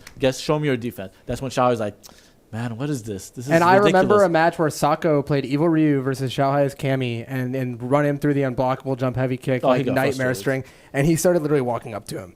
It got so bad at that point that it was just free. Yeah, because exactly. When you play him, get in here. Don't play the matchup on paper. Play this matchup. So should he be taunting? Oh, do it 50 shades. 50 shades of 50 shades of do. 50 Shades of Do? 50 shades of do. Ace, do you have any thoughts on the matter? I think whoever wins the first game is going to take this one. Okay. People are saying that, I mean, it's going both ways, but they're saying that Xiaohai destroyed Daigo not too long ago. What does that matter? Yeah, we're talking about I don't you. see how that's relevant personally. Okay, you beat Daigo. Cool. You know, there's many players that beat Daigo. I've watched Daigo lose 7 games in Taito Station in Japan. What is it? In a row. All right. Tinchi from the East Coast beat Daigo. Does that change your mind now about Daigo? The shades, though. The shades. 50 Shades of Do. I'm telling you. Next bestseller. All right. Xiaohai is player 1. Knuckle Do is player 2. 3, 2, 1. Yeah, we're trying to look at the shot. Everyone but you voted for Knuckle Do, it looks like. I'm going to try Xiaohai out. Why not? It's a very fair pick. He probably has the character advantage, likely. Mm-hmm. But as Hamad said, I just I'm think leaning. mentally he's unstable. Okay. I want to remind everybody that we are taking your calls. If you have something that you want to either ask the panel or give your opinion, you don't agree with us, you think we're idiots, let us know that too. Knuckle Do is definitely, as a last note, one of the best players, personality and like playstyle wise, to be in a tournament at this level. Because as Hamad said, he doesn't change the way he plays. He doesn't change. I saw him change the way he plays that one time. Recently at Wednesday Night Fights and that only other, to troll. That's different. Somebody who is on a level. He thinks he's good enough to win. Time out. The guy is on such another level that he can get away with trolling and still win that tournament. There's a bad matchup. No, exactly. Please. You're playing like almost a 7-3 matchup. I'm sorry. You're talking about versus Rufus? Yes, versus the matchup Rufus is horrible. It's and like Guile 6.5. beats Ken too. That's another bad matchup. So like when you're taunting in a matchup, that's like me taunting freaking able player when I'm playing Feilong. Or it's Dan, like, But what I'm saying is somebody who can actually compose themselves in a match in that way or comport themselves that way. What does that say about their mental game? His mental game is. It says, You say. I understand that it's not a hard place to taunt, but at the same time, Do is not scared of anyone, and that's a fact. Yeah, no, it's. But I mean, like, if we're gonna talk about the taunt specifically, I don't respect it. Straight up, I'm sorry, I don't respect it. If he was beating an Elena, can he taunt? Like, I know you taunt against every player. I know he's taunted against Daigo. I know he's taunted against many players, Fuudo. But I mean, like, so what? You know, why are you wasting an action in a game? Stupid. Danke Slade Azuma 666 says this motherfucker straight out of Boogie Nights. Oh. I don't even know what Boogie Nights is. Yeah, all right. You look like the guy from The Mask, actually, in that Cocabunga club. Oh, where's Cameron Diaz? When that young Cameron Diaz. Anyway, that's all right with me. Sexist. Anyway, moving on. Next match. Ray, you ready? We got Meltdown's Luffy versus KIG Problem X. All right, guys, what do you think? Let me just. I don't have a clip matchup. Well, I don't have a. That's exciting about that, right? All France matchup, actually, right? What do you mean? No, Problem X is From from Europe. from London, UK. UK, sorry. Okay, so all and matchup. we had Reinhardt on the other day. I asked him who is going to win Capcom Cup. He said the bloke. He said Problem X, and I said that's totally biased answer. Defend it, right? Or defend the answer. And he said people aren't looking at Problem X. They're not preparing for Problem X. They're not, that he's one of those guys that could slip in. ¿Tú qué crees? I like Problem X, man. You do? Over Luffy? I really do over Luffy. And historically, this has not been good for Problem. Has everybody figured out Rose, or what's happening? No, they figured out that Luffy likes backdashing. Okay. And you cannot mash backdash against Seth. You cannot. 10 dimension. And like people think Problem X is like a crazy Seth. He's actually a very lame Seth. Steve, what you got for us, buddy? This is. I know you're saying that he can't backdash for free, but he hasn't been able to backdash for free against Seth for a long time, and he still hasn't figured it out. I mean, Luffy just owns his soul. I'm sorry. You know, Luffy invented focus backdashing. You know that? I think and then he taught that tech to Valmaster, the French, and then another French, like France, they invented focus backdash, le focus backdash. You know. So the thing is, I just don't like that habit that they have. And France, I know it's good. It's a part of Street Fighter 4, but they do it to an extent. And I promise you, if Mr. Benjamin King, aka Problem X from Problem X Productions, reads that backdash, it's gonna be over, mate. It's over. I really do was that your UK accent or your like Australian accent? That was Aussie. I think you see a lot of tournaments where people go into Sunday and they practice overnight with their buddy who plays the character, and then there's Capcom Cup. And if there is an exploitable gap in someone's game, you're going to see it come out now. I am still leaning on Luffy winning as a result of, the previous results. He's an Evo champion. He's beaten Problem X over and over again. However, this is the least surprising tournament of the year for a turnaround to happen because Problem X has watched, I bet, every Luffy video on YouTube at this point. Can you tell us what their matchup history is, Ray? Well, the very last time they both met was at DreamHack London, and Problem X did win. But 5 times before that, it's all been Luffy. Wow. All that matters is that one time because it shifts the game going forward. It does, and it's the most recent version as well. And that's what, not to go too far back here, but Xian said, every time I fight Valmaster, it gets harder to beat him. So, I mean, that's... You get pissed when you lose to someone, especially when you're one of the best. And, I mean, if you don't think that... I mean, yeah, of course, as he said, I didn't even know that. He won their most recent clash. So... Yeah, as I said, they're both practicing for each other. You want to know something? You want to like people say, "Oh, when you lose, you get better." Nah, let me tell you a story. When you lose, I lost KIT 2014 3-0 to Justin Wong in the winners final of my pool. I made top 8 and I lost to Dominion 3-0. I came back that day. I never took off work in my life. I called in sick that day, and I practiced for 24 hours straight because that's how much I hated losing the way I did. You know what happened the next year after? I won. I won the whole tournament. Mm-hmm. But that's because of preservation. When you lose to someone, it's different for competitive players. When they lose to someone, and I know all of those guys, they're competitive. And the amount of losing he's had to that guy, it gets to you. Oh, I go to a tournament, I get gate kept by Luffy. How do you think it feels to be Phenom right now? A guy who already qualified beat Phenom to take his spot and give it to Dakou. A guy who's qualified. So you think that Phenom won't remember that? I guarantee you the next time that Phenom play Luffy, you're going to see something else. So this is something called human element. And for those who are watching, when you watch a player, there's a storyline. This is the human element. And this is where it's going to come. And Luffy always seems to be the one running from that. He's the one who kind of... And I'm not saying he's not amazing, because he is. He stole Evo away in the way that no one thought he was going to win. And he's a stalwart. He rose it up. He gatekeeps Europe, man. He gatekeeps Europe. Everyone has been trying to beat Luffy in that entire continent. He's amazing. What do you want to say about the guy? Since he started winning.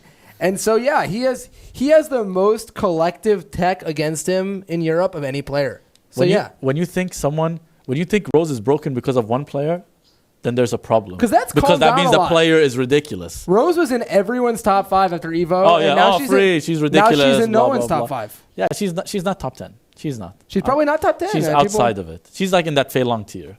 Her and Fei-Long, I would say. I know I was the best character in the game. Too bad I didn't play Street Fighter when he was the best. We have back-to-back comments here. I can't handle Hamad's brain, and I'm really liking Hamad's points and analysis. So we have, like any good chat, split right down the middle on what you have to say. That's my life in a nutshell, right? Some people love you, some people hate you. Yeah. But I love both of you guys, so... I love both camps. Let's vote, guys, unless anybody else has something else to say. Okay, player 1 is Luffy. Player 2 is Problem X. 3, 2, 1. Oh, wow. I think that one goes to Problem X then as far as the days goes. Is 2 Problem X? 2 is Problem X. Oh, okay. Player 1 is Luffy. We had 2 Luffys and 3 Problem X's. Okay. That he won the most recent match, and Luffy's gonna study that. Seth has all the for sure. Tools he's gonna study that. Yeah, but one of yet again, and he's beaten very Punku. Tough match to call because they both have beaten each other in tournament. He beat Punku in Germany. Luffy did. Yeah. So I mean, he obviously what does that tell you? I like Luffy to win it easy. Sorry, guys. No, I respect it. Next match, Ray, you ready? All right, last one on the list for the first round would be Kazunoko versus 801 Strider. And to top things off, the last 2 times these guys played was at CEO 2015, where Kazunoko put him into losers and then took him out of the tournament. Yeah, so he beat him twice. Yep. And that's the only time that they've fought in recent history? In the very recent history, yes. Okay. I like Kazunoko on this one. 801 Strider. Abel is a character that has to deal with Yun. He doesn't really have a necessarily, like easy way around what he does. He has to, as we said, his defensive options are terrible, so he eats his command grab, low forward, dive kick mix-ups. He has to eat dive kick in the neutral game. He has anti-air options, but they aren't options that get him a ridiculous amount on hit, whereas a dive kick leads, Abel into the grinder. And I just think it's a lot easier of a match for Kazunoko to play, and he's riding on momentum. Yun absolutely mauls Abel. Totally. Kazunoko best Yun. Best Abel. But there's a but to the story. And the but is, I heard that, it's not even heard. It's Shin Chang went to Utah.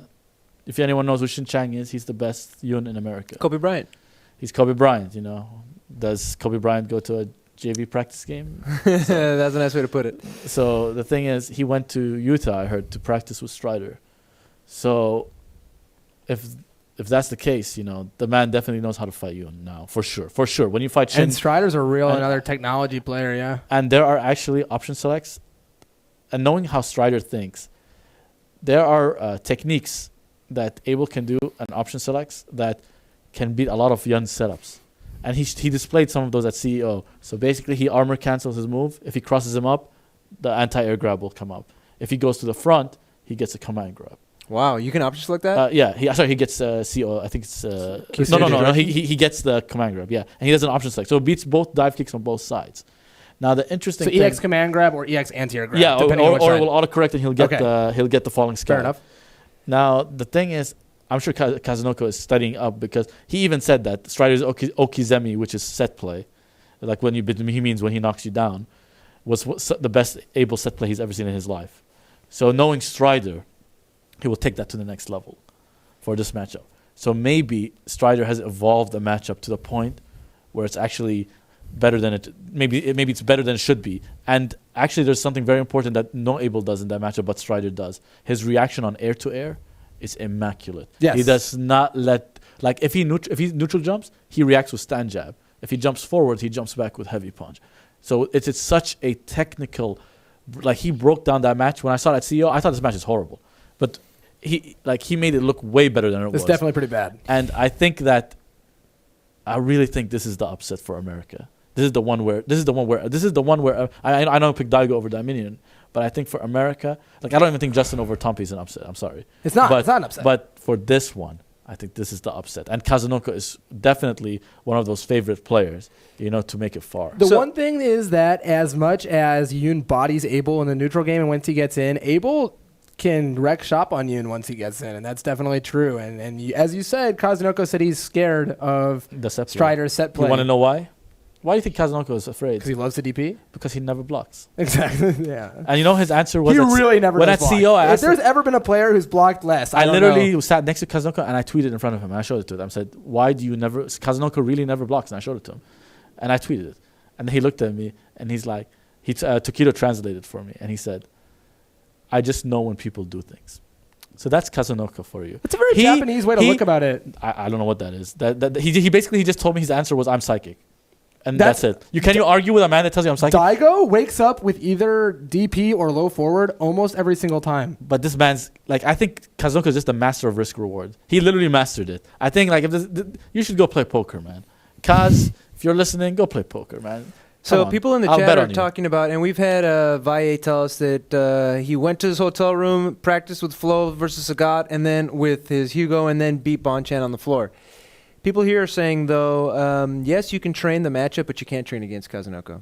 That's true. I definitely agree, but he's played against him. But that's the difference. He has played against him, and Shin Chang is a Yoon player that, and this is biased, he's from Texas, but I don't think people realize how good he is. No, he's very good. In the last Togeki, which was a team tournament, his team got third, and he OCV'd many teams. He beat almost all of Japan. He beat almost all of Japan at SBO single-handedly on part of Team Taiwan with GamerBee. And the fact of the matter is, there's not a better replacement Yun player he could have found to prepare for the matchup. Well, there you go. And Shin Chang DP's a hell of a lot too. So. This is perfect. This is one of those perfect storms. I mean, I gave you the intel. The man's been training. I mean, he even looks like he came out of the cave. Have you seen his recent picture? Strider with a beard and stuff. He looked straight up this guy hasn't slept. He's probably eating Skittles, for breakfast or something. He's just playing 24/7. But hey, man, Strider, Go do your thing. I saw at the Street Fighter 20th anniversary, they were doing casuals before the tournament went down, and it was Shen Chang versus Justin Wong, and it was like 6-0 Shen Chang. He was just bodying him. Shin's a beast, Shin always beats dude. Justin, though. Yeah. You know, Shin won a CVS 1 tournament with Evil Ryu. That was a ratio 4 Dude, character. why do we need to talk about Kobe Bryant? We know how many, championships he's won. We're done. Like We're done. We don't. Kobe retired. Finished. Kobe Shin retired. is now training players as the coach. Yeah, he's Phil Jackson. Guys, can you believe we've made it through the whole... We haven't voted yet. Okay. Player 1 Man, is... I really was so set to pick Kazunoko, and now Hamad has me hyped up. I really... It was smart. I want to mention one more important fact, though. Okay, and then Steven. Ray, tell us what you got, and then Steven has something to say. So the format for CEO when they played was best out of 5. And right now, the first round is best out of 3. If I remember correctly, Gustavo did have the upper hand to get to the 2 games first. So, I mean... And he cracked. There's no doubt in my mind that he cracked to an extent. Of course, because the man is like, it's Kaz. Like, do 3 command grabs, what are you going to think after that? This was not a he started and got downloaded. This was a he literally stopped beating command grabs. So, yeah, he just got command grabbed way too much, to be honest. Steven, what'd you have for us, buddy? I was just going to give a shout out to Sasuke Uchiha, some sort of Naruto name in the chat. Sometimes it's a futile effort to try to pronounce those names, but I watched the show. I'm sorry. But what did that person in the chat say again? I missed it. He was just reminding us about how Strider went up 2-0. Okay, well there you go. That was Ray's point exactly. That's a good point. The format here, the show's called Best of 3. In a Best of 3, the numbers say that 801 Strider wins it. Strider, man. In the last tournament. Stridero, mucho habanero. All right, so guys, that's the bracket. Are we voting? We're gonna vote. Yes, thank you for reminding me. Player 1 is Kazunoko. Player 2 is 801 Strider Gustavo. 3, 2, 1. Oh, really? We beat you on this one. That's 3-2. Hamad hyped me up. I can't lie. I really do feel like thinking about it again. I kind of blocked it out of my mind how Strider lost because I was so excited for him. Right. And I really think that if he can keep his peace of mind here, and I mean going into grand finals after losing that way is just hard. So I mean that had an account losing again in CEO. Yeah, thank you for acknowledging I was right. So a lot of 1s, less 2s in the chat. Definitely. I mean, there's no question that the guy who won the last 2 sets and plays the advantaged character is the favorite. And this isn't me saying that I think that Strider's like guaranteed to win. I'm just saying that Hamad's analysis leads to a belief that there's no way that Strider doesn't have more than what he's shown in the past. Okay. Yeah, that's my point of view. I think he has more. If he shows me the same, and I'll know immediately He'll from lose, round 1. If he round 1, I know everything. That's the truth about the matchup. If I see some stuff in round 1, then I'll know he's ready. But if you see like autocorrect, like anti-air command grabs, that's gonna mess with Kazunoko for sure. Kaz wins. I mean, that's Yun. He wins off of set play. We got a lot of USAs in the chat, a lot of American flags in the chat, a lot of Mercas. Guys, the only thing that we have left to talk about, since we've made it all the way through the bracket, is who would you like to see? Not who do you think will be, who would you like to see in grand finals? And again, the lines are still open. We'd like to know from you guys. This is your opportunity to tell us who you think will be in grand finals. I'm going to kick us off.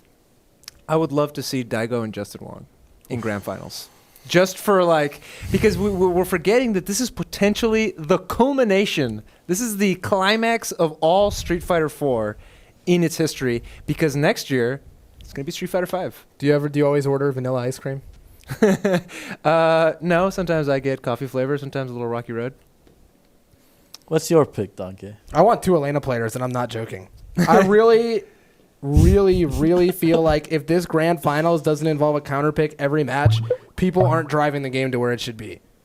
And I think we've gotten to a point where we have good enough players to see that happen. I think if you see Xian versus Infiltration, you're not going to see 2 of the same character played in a row except for the winner. And I think that's a very possible grand final. And I would love to see that. I would love to see 2 people switch it up, see a bunch of different matchups, and culminate in Elena to put down Street Fighter 4 on the worst note possible. But what we keep hearing is that you only need Elena once. Like, you only need her for... You do only need her once. You only need her once, yes. But that's going to be the last match. Xian was saying if it ends up being him and Infiltration, for example, in grand finals, that for sure blind pick? Of course. Of course. Every match should be blind So pick. but give me some names, dude. Who do you want? Put some skin in the game. I would love to see Xian versus Infiltration because I think they're the two smartest Street Fighter 4 players currently. Xian? I don't know about that. Team Razor guys? I think that pot splitting is so crazy to imagine a situation. Not that it's not going to happen, that I don't even want to touch on it. Because it's too much money. To some of these players, they will want to do it. To some of these players, it's offensive. I really thought, and I'll give you a true to heart thing, I thought Blaze Blue Grand Finals, because Blaze Blue Grand Finals at EVO was one of the biggest money tournaments to date in fighting games. It was like $30,000. Dogura was bodying Galileo. Like, to this extent where he was literally fishing for an astral finish. Yes. Like, he was purposely dropping game-winning combos to get the astral finish. And I thought for sure they had split the tournament. They didn't. Yeah. The Japanese people do not split tournaments for the most part. And I asked many people, and I was talking to a couple Japanese players. He said to many people that he just messed up. And he joked around, and he screwed up, and then he got outplayed after doing that. And these people don't try to do that. So I don't think collusion is going to happen as long as there are, the players that have reached the Capcom Cup at this point. I think it's as simple as the amount of money on the line. Do you want to share that? Well, I mean, do you want to not have it though? Okay. If it were me, you can't. I will not lie at all. I've split tournaments before. Yeah. I think most top players have split tournaments before in America, at least to some extent. I never collude. You never collude. No. But I know I'm not going to throw out any names, but most of the top players you've seen have split tournaments. I don't think it's going to happen at Capcom Cup. I don't think there will be any collusion. I think there's, as you said, too much on the line, too much pride on the line. And I think everyone has way too much at stake on winning. You're going to be remembered as the last Street Fighter 4 champion. My favorite matchup, this is my dream matchup. Your dream Grand Finals. My dream Grand Finals. Now who I want to win is different than my dream Grand Finals. Okay. So I don't know if that makes sense. Well, we can hear them both. Okay, I definitely want Justin to win. Okay. I'm sorry. Out of just, we've been friends too long, and I feel for the guy. Okay. But I want to see Snake Eyes versus Bonchan Grand Finals. Really, a Red Bull? You want to watch Snake Eyes get bodied? I want to watch a Red Bull face off, and I want to see when that much money is on the line, and I want to see such a bad matchup that like Sagat Zangief. It's like, dude, and then it's such a bad matchup. I want to see that time where, like people just they find something in them. Like they become something more. And I feel like that would be an amazing feat for Snake Eyes. So hype. It would be so hype. Imagine like he's losing 2-0, getting bodied by Bonchan and slapped around. Like he's like, oh, heavy kick. Oh, just slapping him around. He's like, oh, you Snake Eyes. What is a Snake Eyes? And then suddenly he becomes Dragon Eyes. And Dragon Eyes. And in the middle of the match, something happens. In the last round, he does that crazy Ultra 2 read, puts him in the corner, left-right vortex, baits the uppercut with a backdash, SPD. Let me tell you that and then he runs it back, reset, and then 3-0 straight after that. Would you not get hype? You The cannot way even say Snake that wasn't Eyes- hype. That would be the hypest thing. You'd be like, he bodied the worst matchup, one of the worst matchups in the game, and he played out of his mind, and it's Zangief. You got to root for Zangief sometimes. Not to say Zangief is weak. Zangief is... I don't know why you have to root for Zangief, but maybe for Sagat. But I just figure, that matchup, it would be hype. I just really... It would be hype. That matchup the would be so way he hype. beat Tokido and Xian the other year in those like last second anti something timeout. like that. I just feel like I feel like Snake is one of those. He'll pull it up and make it hype for some reason. He has ridiculous reads. The man reads himself. Like he has ridiculous. I think he reads himself. I think he invented reads retroactively. Yeah, like he just sat there. He's like he opened the book. And he's like, this is what reading is like. He's like the book of that would be Itabashi. hype. I wanted He's the like book of anti-hype final, Bonchan. but that would be cool. He's like, I wrote your will. That's but he would never be Bonchan in grand finals. In my opinion. So far we got Daigo Justin, Infiltration Xian, Red Bull face off. He just wants it to be an adequate finish to Street Fighter 4, which I understand. I want it to and be I an respect. adequate Street Fighter finish to Street Fighter 4. Counter-pick fest filled with Elenas. I was a Marvel player. Like the grimiest Elena play you've ever seen in your life. They heal like 50 times around. They just hit each other in focus attacks so they can heal.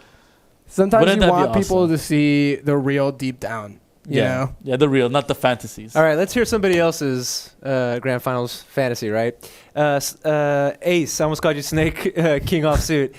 Steven, who do you think, if you want to say who would you want to win, and if that's separate from who you want in your Grand Finals, then you can do them both.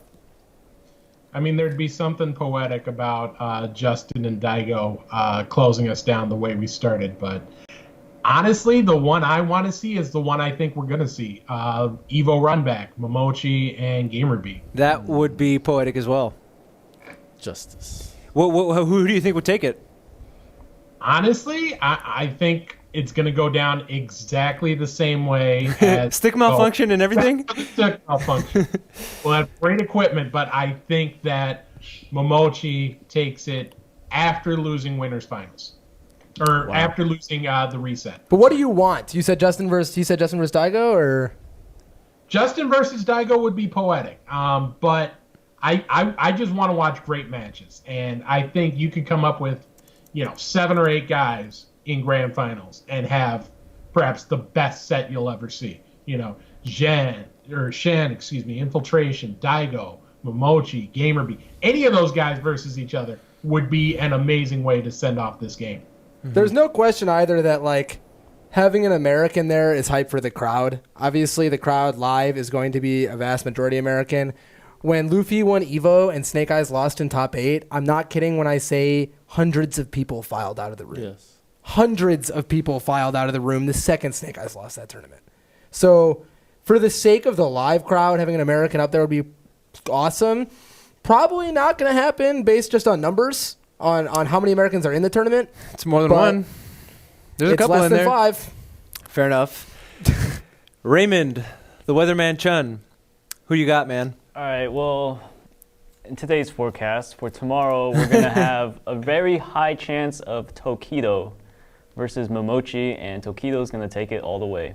Based on what? Canada Cup. 2015. He's riding that wave? The man stole my pick. You already had a pick. To win. Oh, okay. You said there's a difference between actual fantasy pick. Oh, yeah. And mine are the same. I think it's going to go down how I said, but... But what in particular? Because have Tokido and Mamochi fought each other before? First is he refuses to play Elena because it will quote unquote not make him a better Street Fighter player, and that goes a long way to even say that although Akuma is not as strong as he was in previous iterations, to win with Akuma right now and the way he's winning, I think is something spectacular that a lot of people don't really, I guess, support or really understand how hard that is in this Elena kind of Street Fighter metagame world.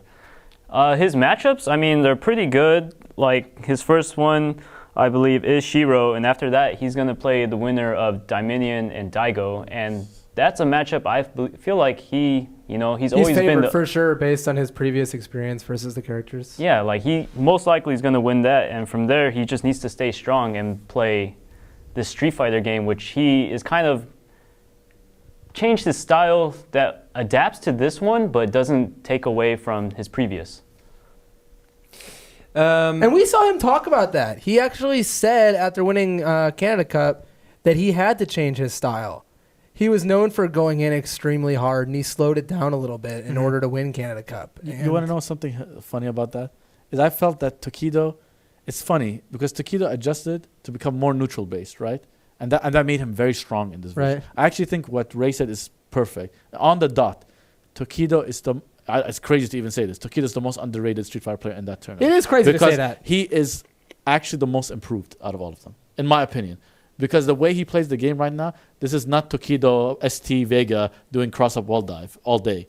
This is not CVS2 top tier Tokido. Because he was definitely known for being quite that tier picker. Yes, he's not KOF13 Mr. Karate Tokido. This is Akuma. Don't say Akuma's weak. Akuma's top 3 easy. Okay, top 5, top 3 easy. Not even debatable. But he just changed his style so good. And to the contrary, I think someone like Fuudo, right? He didn't add more Gackt to him because he was too neutral based, and neutral was all F.A.N.G could win in neutral, but now he needs risk. But he hadn't added that to him. But I felt like in the past couple of tournaments, you see that Fuudo also changing his style to be more risky. He's trying to jump more. Yeah, he's trying to do he's some more adding stuff. a bit of like Gackt in his gameplay, and you're seeing that translate to wins because he's adapting to his character in this version. And that's what you have to do to win. You have to change how you play the game. That's why people, when they ask you, like, why do you play like this? And they don't understand, like, oh, he did uppercut. No, some characters have to play like this because they can't win only off solid. You think Blanca is going to out-footsie you, then you're crazy. And Infiltration, and with Infiltration not playing Akuma anymore, I mean, Tokido's There's a the reason best. for that. Tokido's the best Akuma by a landslide. You know and why there's he like doesn't no one play even close. Akuma anymore? Because he can't win off safe only. That's what I'm saying is that practicing for Tokido is only versus playing him. Right. Like you can't practice in any other way. Yeah. That's why in my opinion, Tokido is the most complete Akuma by far. Without no disrespect to Infiltration. I don't think Akuma alone is going to win Capcom Cup. I think it's more than possible. It's possible. In his bracket, it is. In his bracket, yeah. And his I mean, what do you consider a hard matchup for Akuma?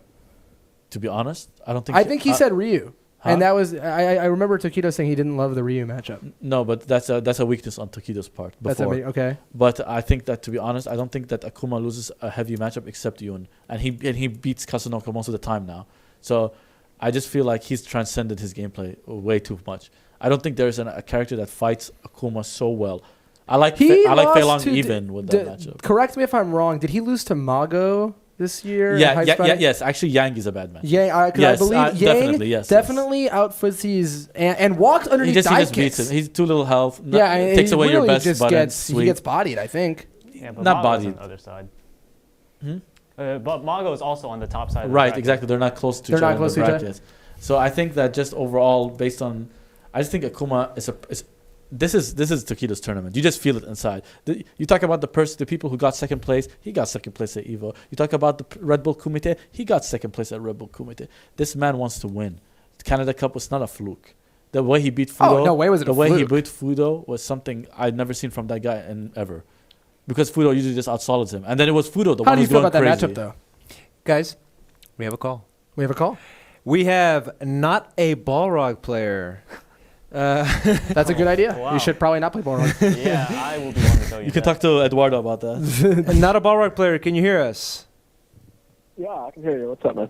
Oh, I know who this is. I can already tell. Hey, not a Balrog player. What's your comment? Okay, so I got a couple of things. Obviously, this is a prediction, or actually something I would really appreciate if we ended Street Fighter on, and that's having Punku in Grand Finals. Nobody's actually even mentioned Punku at all. Why do you want Punku in Grand Finals? Okay, so when you think of the top players, you're thinking of almost like passive-aggressive, playing it by the book.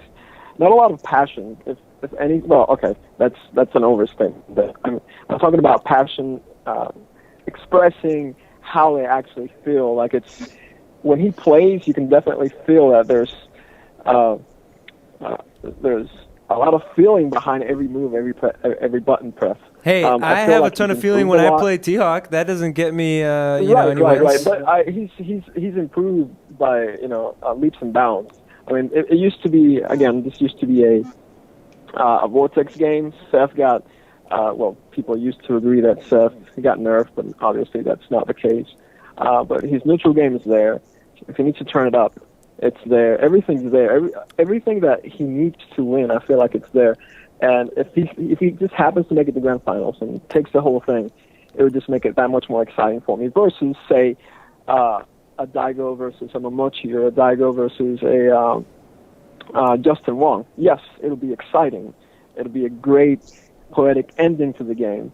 But it wouldn't have those crazy, out of the blue comebacks, SPDs, jump empty lows, jump empty SPDs, and if I'm making any sense. Not a Balrog player. I just want some excitement. Let me just ask you a question. How much of this has to do with you wanting to see Punku with his shirt off? The pepperonis are nice. Oh no! Hey, this is great here. When I was in Korea, he actually refused took his shirt off. No, he refused to eat his birthday cake because he was like, "This is too many calories." Really? He did eat it though, but he was like, "Man, I can't eat this. This is bad for me. I'm trying to lose weight." He's getting ready. He's getting ready. Definitely getting ready. He's gonna reveal the six-pack in Grand Finals. Oh, have you ever seen Ichi the Killer? Like when that old man at the end takes his thing off and he's like something out of Tekken. Anyway, I think that Set is the best single character to probably approach in terms of any single character that you could possibly pick. You're gonna say Elena. I'm just sad that people think Seth is hype. I don't think Seth is hype at all, but I think that Punku getting that far would be cool in the sense that I think he's the only single character player that has a shot of doing it. I think, like we talk about passion, right? I'm a very passionate player. At PR Balrog is a very passionate player. But passion, us following our heart, you know where it got us? I'm here on the couch now. But Punku is in the Capcom Cup. Exactly. But Punku, you see, Seth can do that. He can play from heart. But like a character like Balrog, you say... But like, he's playing Seth. Exactly. But you can't say like, oh, I like to see people with heart. The problem is like people with heart, they also don't always get there. You know what I mean? I think, yeah, he's a heart... Like he makes those hard reads, right? And that's... to some extent, it's entertaining. But I think everyone have a different preference, you know? Like, personally, I like to watch a footsie matchup. It's, to me, those slow, boring stuff, you know what? That's very entertaining. It's so calculated, methodical. Every button press can mean death. You look at the tension. The tension is like you're going to cut knife, butter with a knife. Mm-hmm. You know? Like Elena mirrors is what you're saying. No, there's no tension there. Let's thank not a Balrog player, who I'm pretty sure is Jonas from here in Austin, Texas, and move on to our next caller. We have... TX Wrath. Does that ring a bell to any of you guys? TX Wrath, I understand you have a prediction. Are you there? TX Wrath, are you with us? TX Wrath. Paging TX Wrath. It seems like in the meantime, I think we can elaborate a little more, which is that apparently, I mean... There we go. Hello? Yeah, TX Wrath. Let's hear your thoughts. Let's just hear him talk. Okay, my bad. Hey, guys. Hamad, they didn't unmute me, but it's all good. How are y'all? Pretty good? We're doing great, man. How about yourself? What's your... I understand you have a prediction. Yeah, I mean, I caught a bit of y'all talking about who y'all think, your little dream matchups, and, I talked about this the other day with some friends, and I had originally predicted, like, Xian, like, mentally, like, thinking about it, like, logically and everything. Then I thought deep and down, like, I have to go with the gut, as usual, and I'm 100% all in on Nemo. Not a bad pick. Character loyalty, because, I mean, I played the character a lot, too, and got to watch him, like, make Rolento what it is. And to me, in my mind, as a Rolento player, he, the person who's taken the character somewhere where no one else has. And I think that makes him, like, the dark horse, where you could say Punku is a dark horse usually, but in this scenario, I think Nemo is, because he's the one like you've kind of seen the least of, who's the most qualified to potentially take it, because it's unpredictable. I mean, he doesn't block as a player, and he has like bad defense habits, but that's part of the character in a way. It's just, I think he's extremely scary for most people to go up against because they don't know what to expect.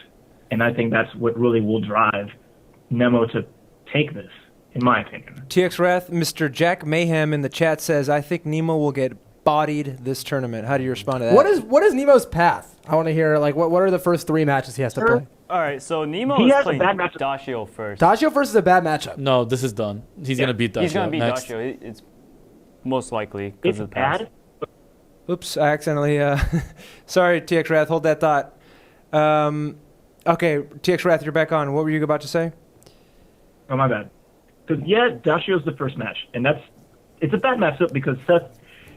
It's one of those momentum things, like who gets on who first, because it's scary since Seth can die in 2 hits, and Nemo can't get out if it's not a chance. But I think, Nemo will pull it off because all it takes is like 2 good guesses. So, I mean, we'll see. It's still 50-50, but, I think he can surpass Dashio. Punku will probably be a different story, but I would say, 100% he'll take it over Dashio. Steve, do you have something for us? Yeah, I was going to say, I mean, we were talking about this, you and me, Efren. This is Ace, by the way. We were talking about this, and I told you, I like Nemo. But the only reason I went away from that is his path is just brutal. Yeah. I mean, after Dashio, it's probably Xian, and then probably GamerBee, and then probably Mamochi just to get the hardest path. That's actually sounds ridiculous. Yeah, it's insane. I mean, I have him, in my prediction, I have him finishing tied for 5th. But I think he's going to do a lot of damage. He's a guy who makes Rolento look absolutely broken. But this road is just so brutal. I can't see him emerging. Well, thank you for that thought, TX Wrath.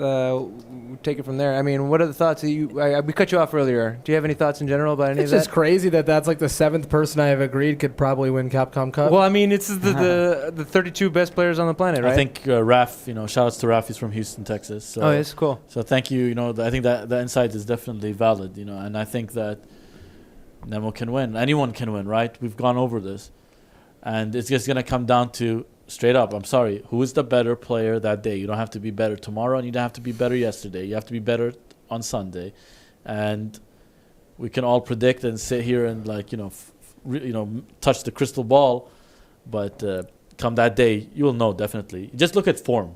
That's what I tell people. Look at the first round and see form. When you see some type of pattern of a player on form, you'll know what's up. And with the exception of Bonchan winning with Sagat, the majority of characters that have been winning recently after Luffy's Rose Evo win have been more aggressive the most part.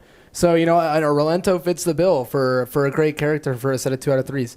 He got he did lose pretty badly to Punku, but in a smaller situation Nemo is often done extremely well. I think we're coming to the end of the show, guys. I'm not sure there's much else to talk about. We've made it through the entire bracket. I didn't think we were going to get through it all, but we did. We talked about what we think will be in the grand finals. We got some calls in from the chat, and thank you very much for doing that. Steve or Ray, do you guys have any other things that you guys would like to bring up? I have one final prediction. Okay. This doesn't have to do anything with the actual tournament itself, but I think tomorrow, $1 million prize pool for Capcom Cup 2016. They're going to announce it, you think? I truly think it's going to be or higher. Ace, 2 million. Make it 3. No, 2 million. I think they can say 1 million first, so they will. 2 million. Are you saying that because you know something? I don't have any inside sources, but just thinking about it, Sony put in this money to promote Street Fighter V. For Street Fighter V, you assume, right? That will be Capcom Cup next year, yeah. Now, so for this season, it was $500,000. Half of that, $250,000 of that was for the tournaments, for the Capcom Pro Tour events, and the other half, the $250,000, is going to be split at tomorrow.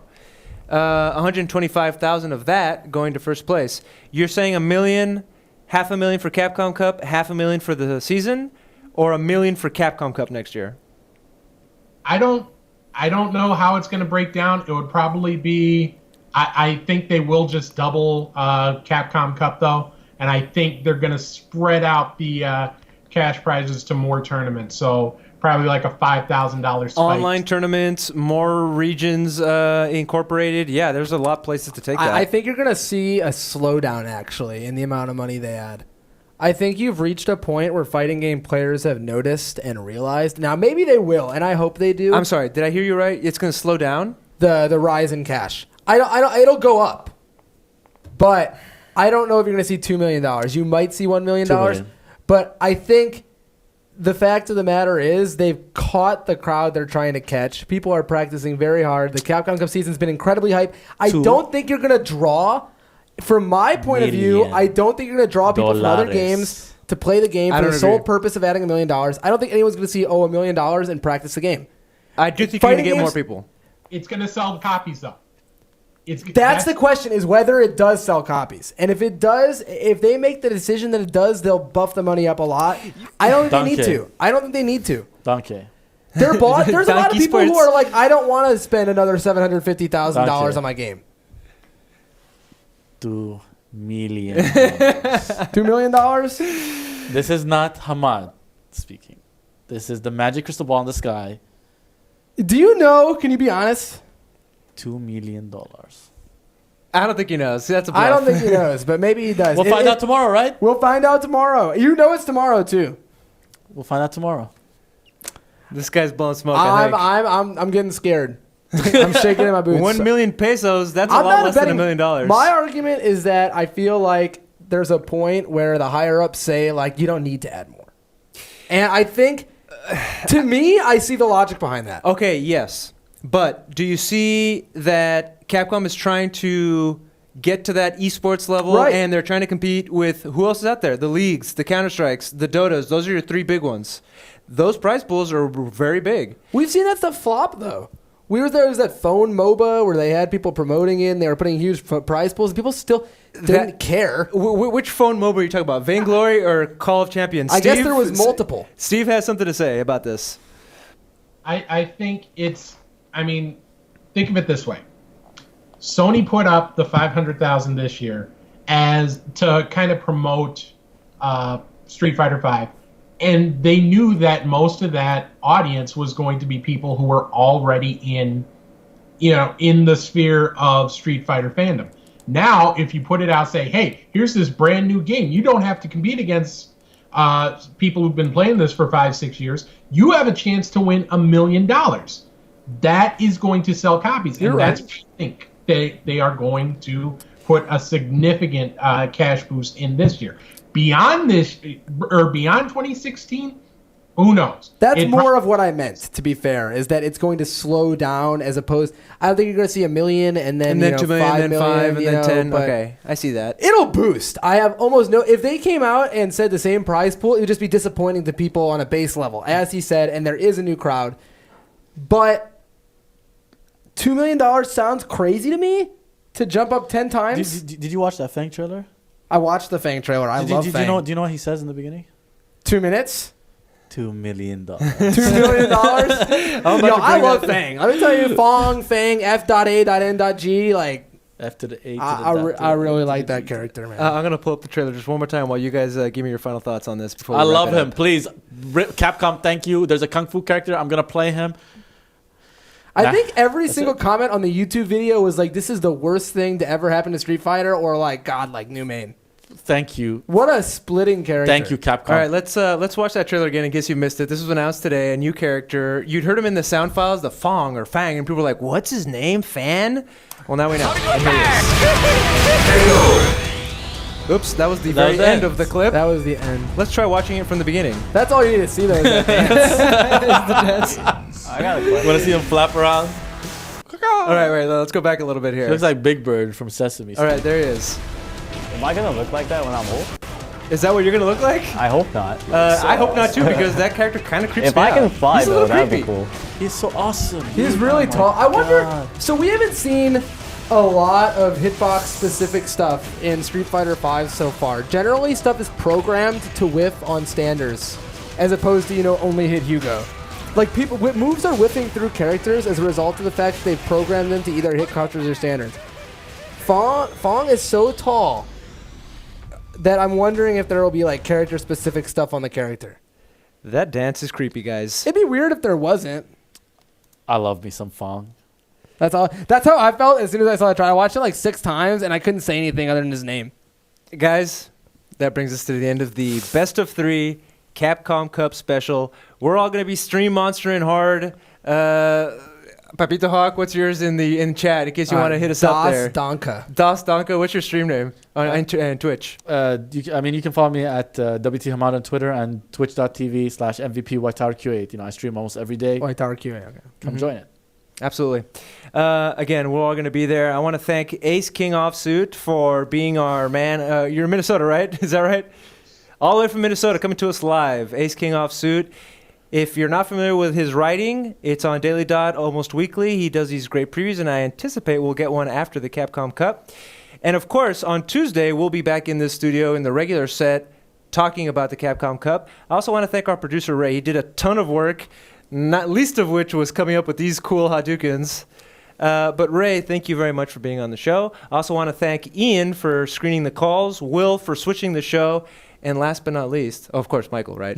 But last but not least, Hamad, for coming in all the way from Houston. You drove in some shitty weather and some shitty traffic, made it all the way over here, and I think the show was better for it. It was an honor and a pleasure, I love hanging out with you guys, and I love hanging out with all the viewers, and I hope you guys had a wonderful time, because I know I did. Mike, last words. The show's about to end, so I know you have something left to say. It does tend to work out that way. I have not grown, despite starting with the game, to be the biggest Street Fighter 4 fan.